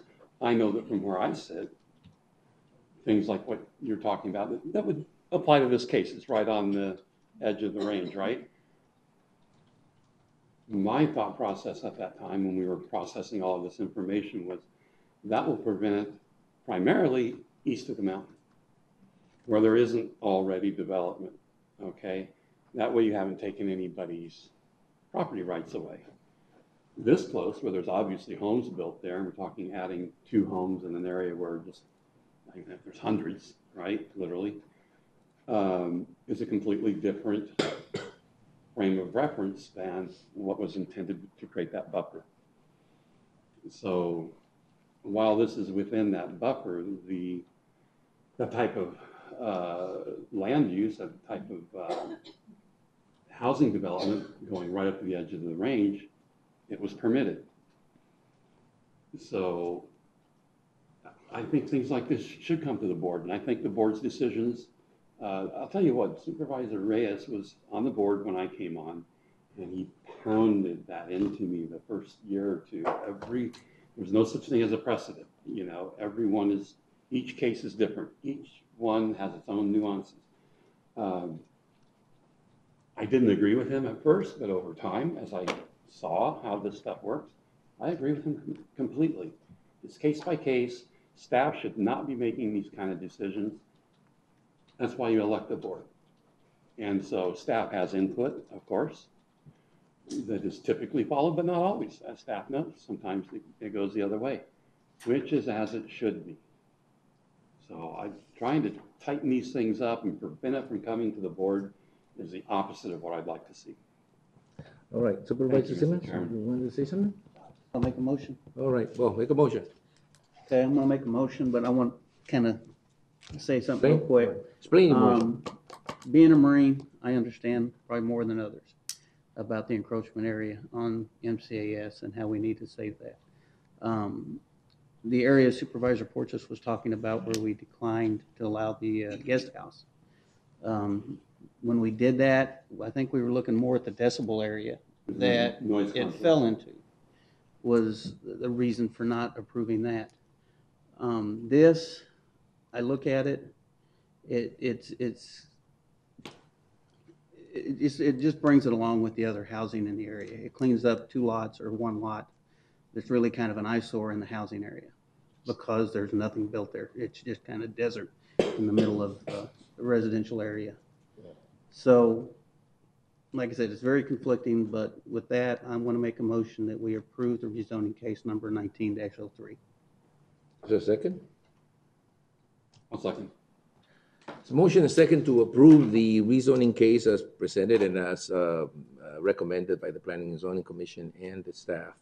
Any discussion? No discussion, all those, you want me to take a roll call?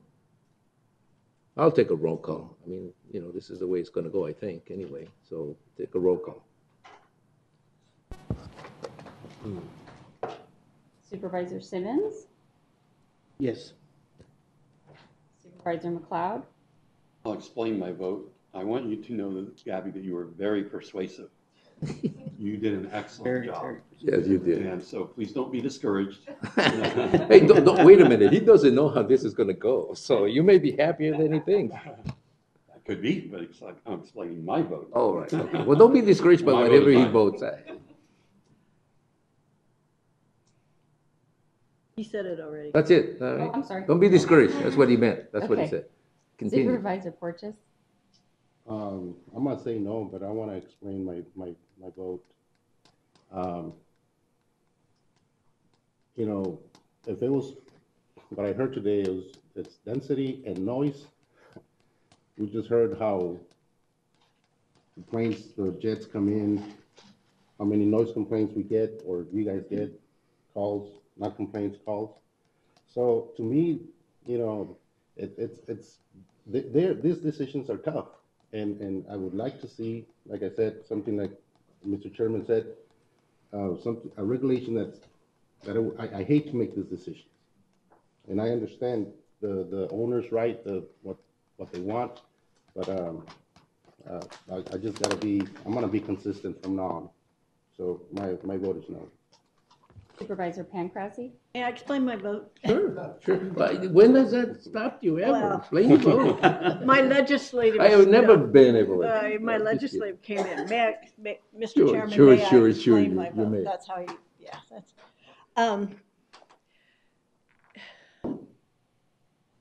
the more complaints we get out of MCAS,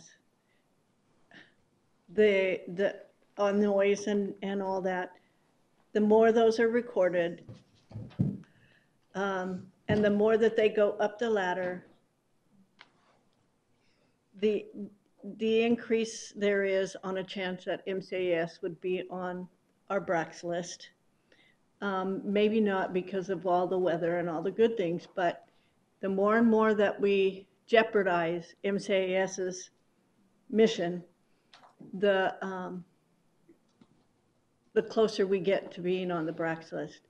And unfortunately, we do not have Senator McCain on the Military Affairs Committee anymore. So now we have what's called a junior member on that committee at the federal level, and instead of a senior member. And there are a lot of places that are wanting those F-35s, and they're asking things like, how did that one go? How did this rezoning go? I mean, it's going, it's known around federal circles and the military circles that that MCAS, some of the zoning things that we're having to deal with are jeopardizing MCAS. And I do not want to see us jeopardize MCAS in any way, shape, or form. And with that, I'm voting no. Well, see, I knew I can't, you know, I figured it was gonna come up to me now. You know, this is one of those cases, one of those difficult cases, and you know, all I want to say is that if it was a bigger case, if it was a subdivision, if it was something that would change the nature of that neighborhood, or that I would say would increase exponentially the number of complaints, it would be a lot easier for me to make that decision, because I think that we all sort of lean that way. But having been here 20 years, again, I didn't want to admit that, but over 20 years, I've seen many of these cases come up before, and I think I sometimes land on the wrong side, but I've, over the years, sort of gotten to a point now that I think I understand that, you know, there's no absolutes. When it comes to us, it comes to us for a reason. I mean, it's gone through planning and zoning, it's gone through proper discussion. You hope the people in planning and zoning have considered a lot of the same circumstances, and that they make a decision that is the best they can do. And then staff goes through it with another fine-tooth comb, and they go through it and they give it a rating and so on and so forth. And when it comes to us with both of those sides making a positive recommendation, it just kind of makes it difficult for me to start arguing a lot against it, especially when I don't find that to be, I mean, I understand, again, that it matters. It does, you know, but at this particular time, I think that this is one of those cases where we're just finishing up something that was started some time ago, and I don't think that by doing this, personally, I don't think by doing this we're making that big of a change. So I'm voting aye on it. So there you go. A 3-2 vote. 3-2. One of those very rare situations that we get into sometimes, but it's a 3-2 vote, right? So Just shows how good she did. yeah. Oh, We have that on tape, so we can play it every time, you know. So, Oh, no, we'll see. You All need right. to, All right, Abby, we'll- you need to sell real estate or Yeah. cars or something. Yeah. Because you do very well at it. Yeah. Oh, no. All right, the number where 3. you're at. I don't know if that's comfort enough because it actually went against you, but it's okay. Knowledge, I mean, educating, that's Good. our number one priority, and And- we are educating. And as you can tell, it was not an easy decision It wasn't. It wasn't. for any of us. Okay, we're moving on to the next case. So that was approved by a 3-2 vote. And we're moving on to Development Service rezoning case number 1904. Christopher Robbins, agent for Steve Olafson, and Shannon Mason request the rezoning of a parcel, 4.55 gross acres in size from rural area, 10-acre minimum, to suburban site build, 2-acre minimum. Assessors parcel number 702-03-008, located in the southeast corner of the intersection of Avenue 14.5E in Pamela de Fortuna, Yuma, Arizona. That Pamela de Fortuna thing threw me off a little bit. I still don't know what that means, Pamela de Fortuna. Okay, staff, did you get your voice back? I think so. Good. I think I sound better. We gave you plenty of time. Could you go to a ball game or something? Okay. What's the yes. Mexico game with Costa Rica? Rezoning case 1904. It's a request to rezone a parcel from RA10 to SSB2. The intent here is to split the subject property into 2 new parcels. The vicinity map shows parcel 7 to the north, zone RA10, and is the location of a site-built home with accessory buildings.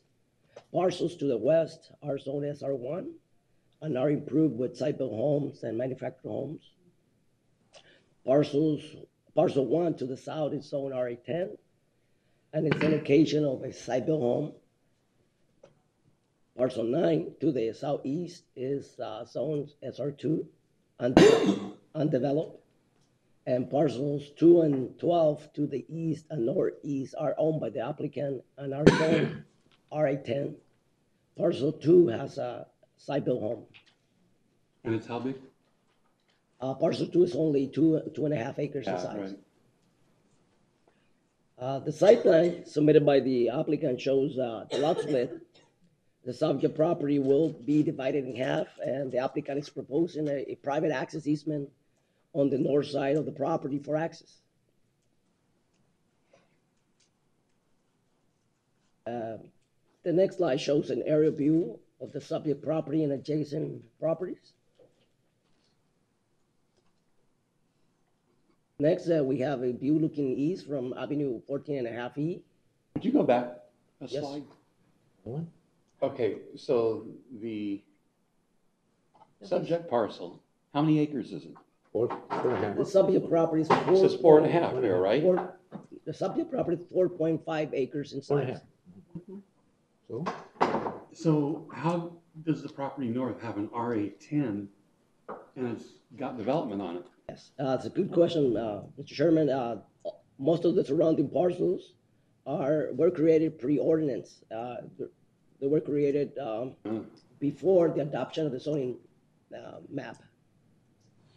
Gotcha. Okay, thank you. I just caught my eye and I was curious, or maybe I wasn't. We call them understanding. non-conforming parcels. Yes. Yeah, okay, so it's 4.55 parcels, this one here.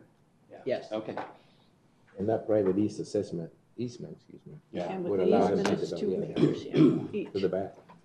And the next slide shows a view of the subject property It is looking pretty good. south from the private access easement. A picture, Pretty damn good county road right there. Yeah, it is, huh? a view of the existing access easement looking east. Better than Fussy Bug, right? It's much better than Fuzzy Bug. I got stuck. Yeah, there another view of yesterday. the private access Fuzzy easement Bug, looking west. mejor que la de- Staff received no comments in favor or in opposition for this rezoning case. Chica, el pinche motivador, la madre. And the Planning and Zoning Commission recommends approval. Performance condition, within 60 days of approval by the board, the owner needs to submit a signed and notarized ARS 121134 waiver, a recorded schedule for development disclosure, and the schedule for development within 2 years of approval by the board. Prior to approval of the land division permit, the owner shall apply for a grading permit to improve the ingress, egress easement depicted on the site plan in accordance with the 2003 International Fire Code and the current Yuma County policies. Schedule of development condition number 2, prior to the issuance of any building permits, the owner shall submit certification from a licensed engineer confirming the private roadway referred on item 1 of the schedule of development that the road was constructed in accordance with the Yuma County zoning ordinance and the 2003 International Fire Code. And the last condition, condition number 3, the property owner the property shall be split in accordance with the attached site plan by means of a land division permit in accordance with section 507 of the Yuma County zoning ordinance. Mr. Chairman, this concludes the staff presentation. Any questions for staff? Any questions for staff? Yeah, pretty simple. I'm going to open it to the public. I'm opening this to a public hearing. Is there anyone in the public that would like to address the board on this particular matter? No? Well, okay, then it's back to the board. Any question before a decision needs to be rendered? Mr. Chairman? Yes. Those folks that are planning on splitting this property are sitting out in the audience. Yeah, but I think I don't know that they want to speak, but they're Oh, here. well, you know, they probably figured, if we're ahead of the game, why would we want to mess it up, right? Well, go ahead, come up. You've been given proper warning. There's an old saying that I use a lot with attorneys that goes along the way of, you got to know when to quit when you're ahead. Huh? Well, my wife's an attorney, so maybe she should. Quit while you're ahead. See, she knows. She's giving you, she's too close to the case. Right. My name's Steve Olson. I live at 10235 South Avenue 14.5E, which is one of the houses that was in the pictures up there. We have this 4.5 acres that's in front of us. We want to split it and have it developed right for the area. It's a good idea. Any questions, Mr. Olson? No? No, thank you. Thank you very much. Is there a motion? I'll make a motion, we approve the rezoning of case number 19-04. I'll second. Motion and second to approve rezoning case number 1904 as recommended by the Planning Zoning Commission and staff. Any more discussion on this item? If no more discussion, all those in favor of the motion signify by stating aye. Aye. Anybody opposed? Motion carries. Thank you very much. That got approved. And Mrs. Black wasn't here probably. That's why he was so fast. No, this is I on know, the I'm just north kidding. side of the frontage road, so. Number 4, development services. Planning discussion concerning I went out and possible saw it. text amendment to the zoning ordinance, temporary building and uses. Are we going to have something here or the work session? Thank you, Mr. Chairman. Maggie Castro, Planning and Zoning Director. I've got a little bit of a same issue as Fernando here. I'm battling a cough, and I've got a cough drop in my mouth, so if you can please bear with me.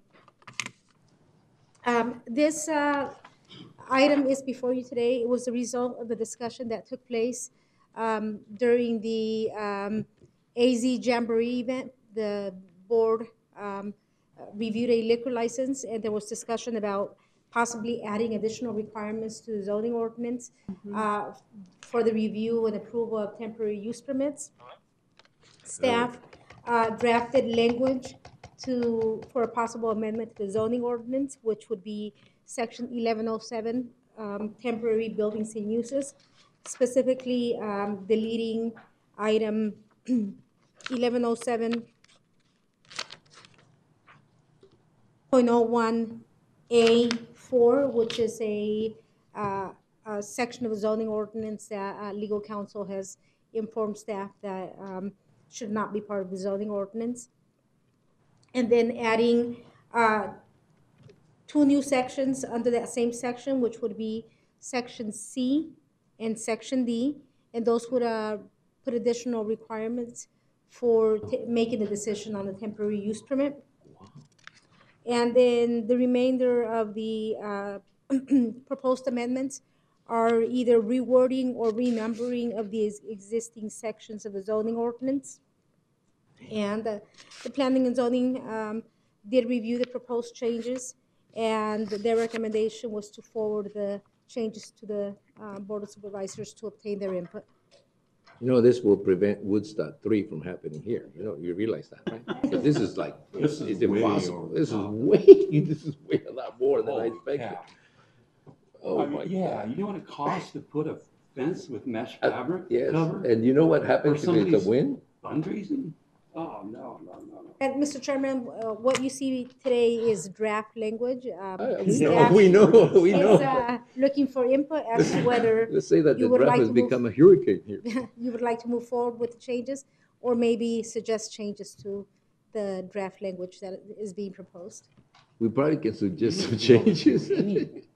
No, look, I think that if I remember that correctly, what happened there was something that we just wanted to prevent from happening. I'm not sure whether, we need all these things in there. There should be a little bit of flexibility. And I think we normally give the planning and zoning director flexibility, but once you put it in here like this, there's no flexibility. I mean, there will be. Is there some flexibility from you? For example, if the fence with mesh fabric, the one that when I looked at that, or when I thought about that, and if you have a big enough event, you have to do that.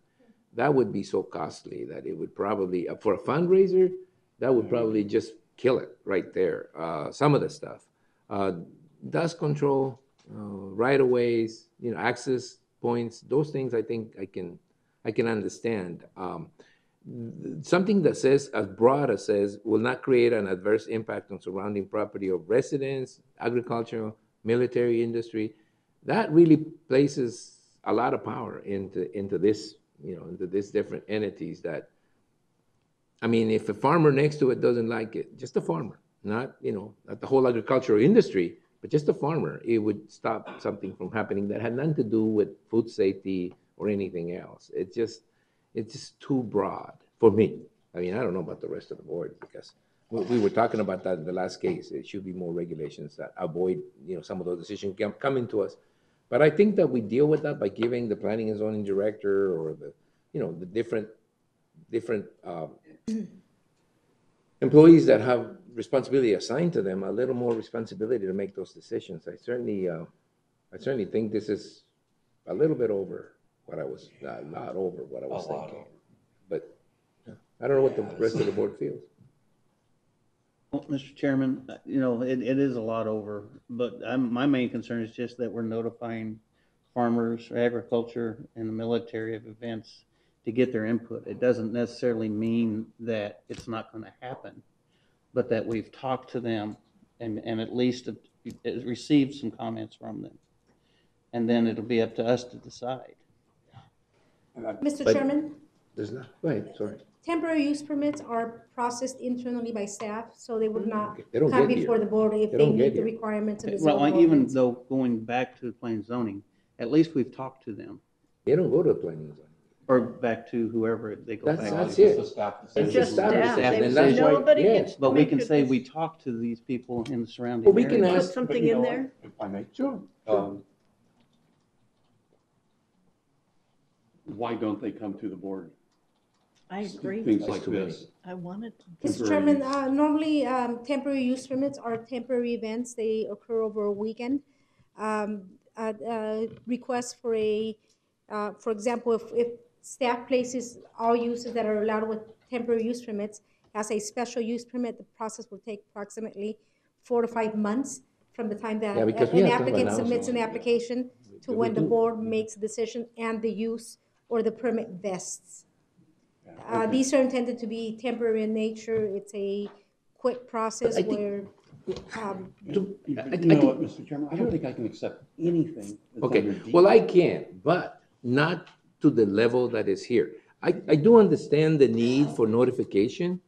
I do understand the need for inclusion for some of especially the impacted individuals, but I don't want to make it so that it requires their approval, for example, but more their comments, that kind of stuff. I mean, because, it's just too broad, and it gives too much power to people outside the system that may want to stop something from happening because they don't like it. It may be a different church, it may be whatever.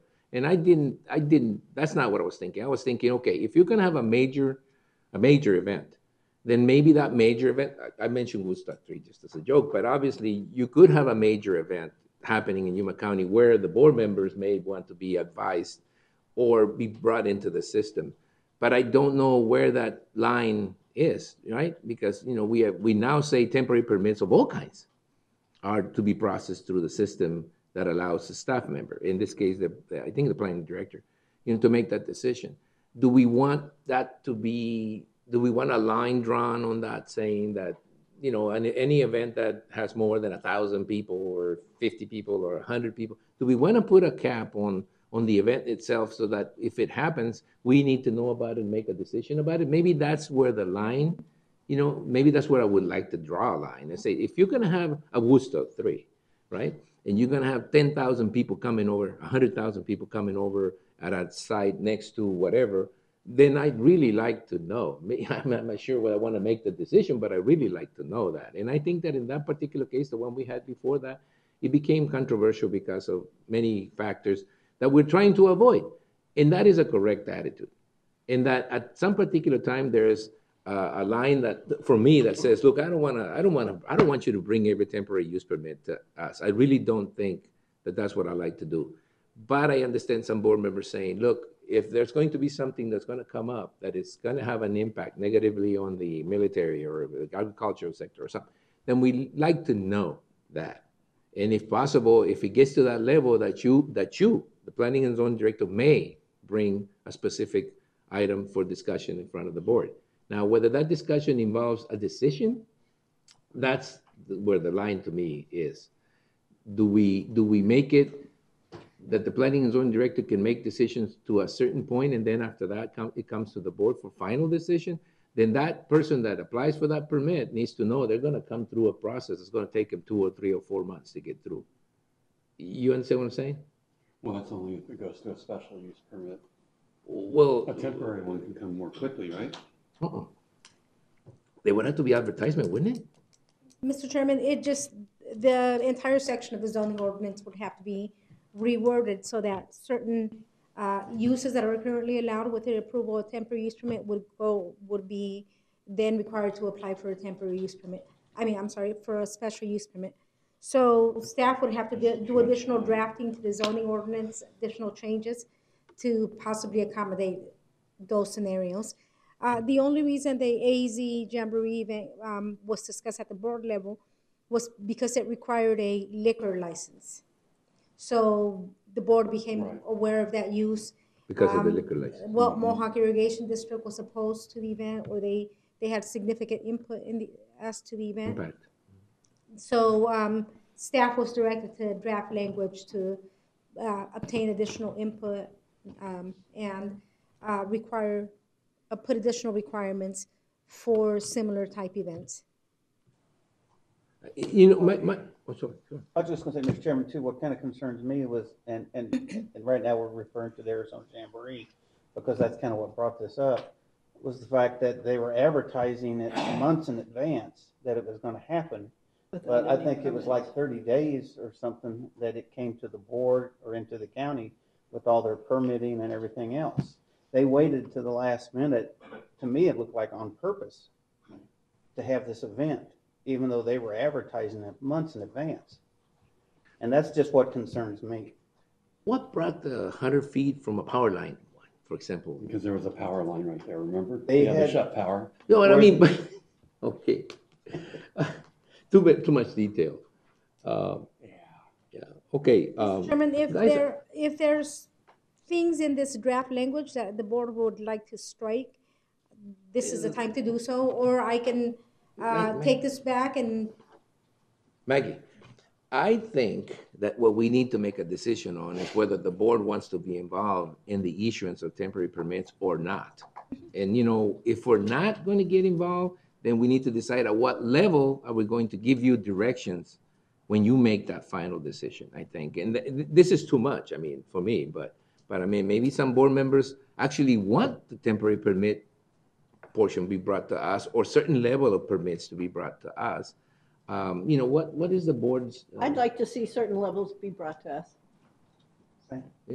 See? I don't want to get into a lot of the details. I think I ought to leave that to you. But for example, if it requires an alcohol license, maybe that's the ones but remember, an alcohol license permit, it's a pretty fast process and people need them quickly.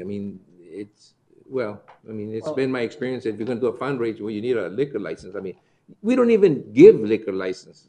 We give recommendations. So the actual decision is made by the liquor board.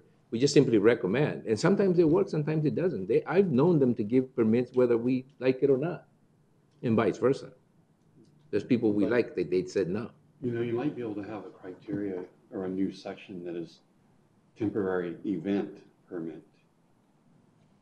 So temporary use might be somebody just trying to do a little fundraiser, they're gonna set up a hot dog stand, whatever. How about a size? Like any event over, say, 20 acres or 10 acres or something like that, you know, that will involve, you know, large mass. Yeah. You know, Well, and if the supervisor of the district that the event's being requested in, even if we can just get a quick email, hey, this is coming in. That way, if we're getting questions, one, we know it's coming. Hello, that would be nice. You know, just to give us a heads up, because like I said, when I started getting questions on this, I was like, what are you talking about? blindsided a little bit. Yeah. Mr. Chairman, one of the sections in the zoning ordinance is a new section 1107.06, which is a denial of a temporary use permit. So if a temporary use permit did not meet the criteria that is ultimately adopted by the board, the applicant or the owner could appeal that denial to the Board of Adjustment, and then they would have a public hearing for that event.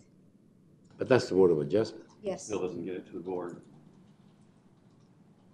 Like I said, you know, you always hope that when you react to something, you have enough time to think about the consequences of the opposite action, which is too much. And this is one of those cases where I think we reacted to an event that created some problems for some of us more than some others, and we reacted by asking you to bring us, you know, a list of items, you know, and you probably heard all the things we were talking about. But now that we calmly look at this, you know, we're thinking, okay, wait, is this overkill? And it seems to me that we are going over, you know, I didn't meant, if that's what you took from the discussion, I didn't really mean that for you to come in and cover every individual situation that may or may not happen, or that happened in that last case, to try to be prevented, because that to me is over-regulating something. And sometimes we, instead of being helpful to people who want to do something, we end up regulating them out of the process. Because, Mr. Chairman? Yes. What do you think about just scheduling a work session where we can go over these things line by line and work as a board to figure out what we want? Is it okay? Is it big? Sounds good with me, I'd yeah. like to do that. Yeah, you've got the basics for, you know, a work session. I mean, you've got 10 items in there that we can actually discuss at length, and then maybe, yeah. And it gives us a little more time to think about it, you know, and decide, you know, what can happen if we do this, because some of this stuff is... Nothing can happen if we do this. What can happen if you go through this process, okay? Thank you very much for bringing this up and enlightening us with all that detail. All right, there's no decision on this item. We will then go to events calendar and current events. Board members and county administrator will report on and may discuss events attended or to be attended on behalf of the county, may present a brief summary of current events, and may update the schedule for future Board of Supervisors meeting as appropriate. No legal action will be taken. And we do have a work session following this. And we're going to stop after this. We're going to stop for a few minutes and then reset, okay? So, board members, any reports? Yeah. You do? Yeah. Oh, really? Well, just a few. Okay, let's start. YMCA has a summer program, and it goes throughout the year, but it's a leadership program. And they end up going to the state legislature and proposing a bill, and all of them have different positions at the legislature. And I went and spoke to that group at Gila Vista just last couple weeks ago. I also attended the Yuma Chamber Transportation meeting and the YMPO Executive Board meeting and the Hospice of Yuma Board meeting. So those are the... Good. Supervisor McLeod. Yeah, I'll be a little bit slow, Mr. All right, Chairman. I have okay. to admit I did not look at all of them. So I had the privilege of attending the Arizona-Mexico Summit in Phoenix last week. Had a meeting with Sonora Governor Pavlovich and Arizona Governor Ducey, really highlighting that putting aside what you hear on the national level, that the cooperation between our states is strong and are committed to remain strong. So it was a very good message, and was appreciative. There was almost half the attendants were there from Mexico, so it was well done. And I attended the Greater Yuma Economic Development Corporation Economic Development Roundtable. It was very informative, so pleased to have been invited to that. And let's see. We did the Building Advisory Committee that's coming along nicely. Mm-hmm. I think we made some pretty substantive changes that will improve things, so I know. appreciate that. And Southwest Gas, they, a couple of guys came over from Tucson and we met with them and just mostly just a little bit of information. And that's all I got. I forgot that one. I met with them as well. Yeah. Sit on the Welton Retirement Board, first one they've had in quite a while. So they'd asked me to sit on that. Attended the YPG change of command for the Yuma Test Directorate. Had a meeting with some people out in Mesa del Sol over an issue they're trying to correct or get done. So working on that. And then last week I was at church camp, so it was a quiet week other than 1,200 kids. No, not much. I was on vacation. I have nothing to report. The government continued working efficiently, and there was nothing happened that that we'd like to report. Your Facebook pictures You, were fun. Susan. Well, I also attended the Southwest Arizona Economic Development Roundtable. I apologize that the invitations didn't seem to be getting to everyone, including myself, but I did know it was happening, so I was able to go to it. So there was a lot of really interesting information from it. I'm hopeful when we get the action plan back from it was put on by the Arizona Association of Economic Development. They were going to take all there were four different topics that were table topics of different groups, and we reported out what the opportunities, obstacles, and the action plan were, recommended actions. So once that is back, I will share that with everyone because I think there was some really good information. One of I sat on the broadband table to talk about those challenges and what opportunities are out there. I'm also going to be at the Arizona Association, or the Arizona City County Management Association. I'm going to be doing a session on broadband, so I'll bring back Right, and then, the 4th of July is coming up, so, everybody will be attending there. I think that the San Luis and Summerton events are pretty big. Yes, they Welton are. and Dayton. I've attended both. And Dayton. And Welton. And Welton. And City of Yuma. And the City of Yuma. Don't forget to attend those events. And some of us, probably most of us, will be going to the National Association of Counties conference in Las Vegas in the next few days. Mention no meeting in 2 weeks. No meeting in 2 weeks? No, it's been moved to the 22nd. July 22nd. Mm-hmm. Yeah, the next meeting. Oh, because of that, we moved the meeting to Because of July NACO. 22nd because of the Association of Counties. So we have moved the calendar, and the next scheduled meeting for us will be July 22nd. Anything else before we take a 5-minute break, a 10-minute break, and so we can set up for the work session? So thank you very much. For those of you who have been patiently waiting, we can, unless you want to participate in that work session, which again, it's a public meeting, so you can if you want to listen to that. Okay, thank you very much, and we'll take a 10-minute recess to reset.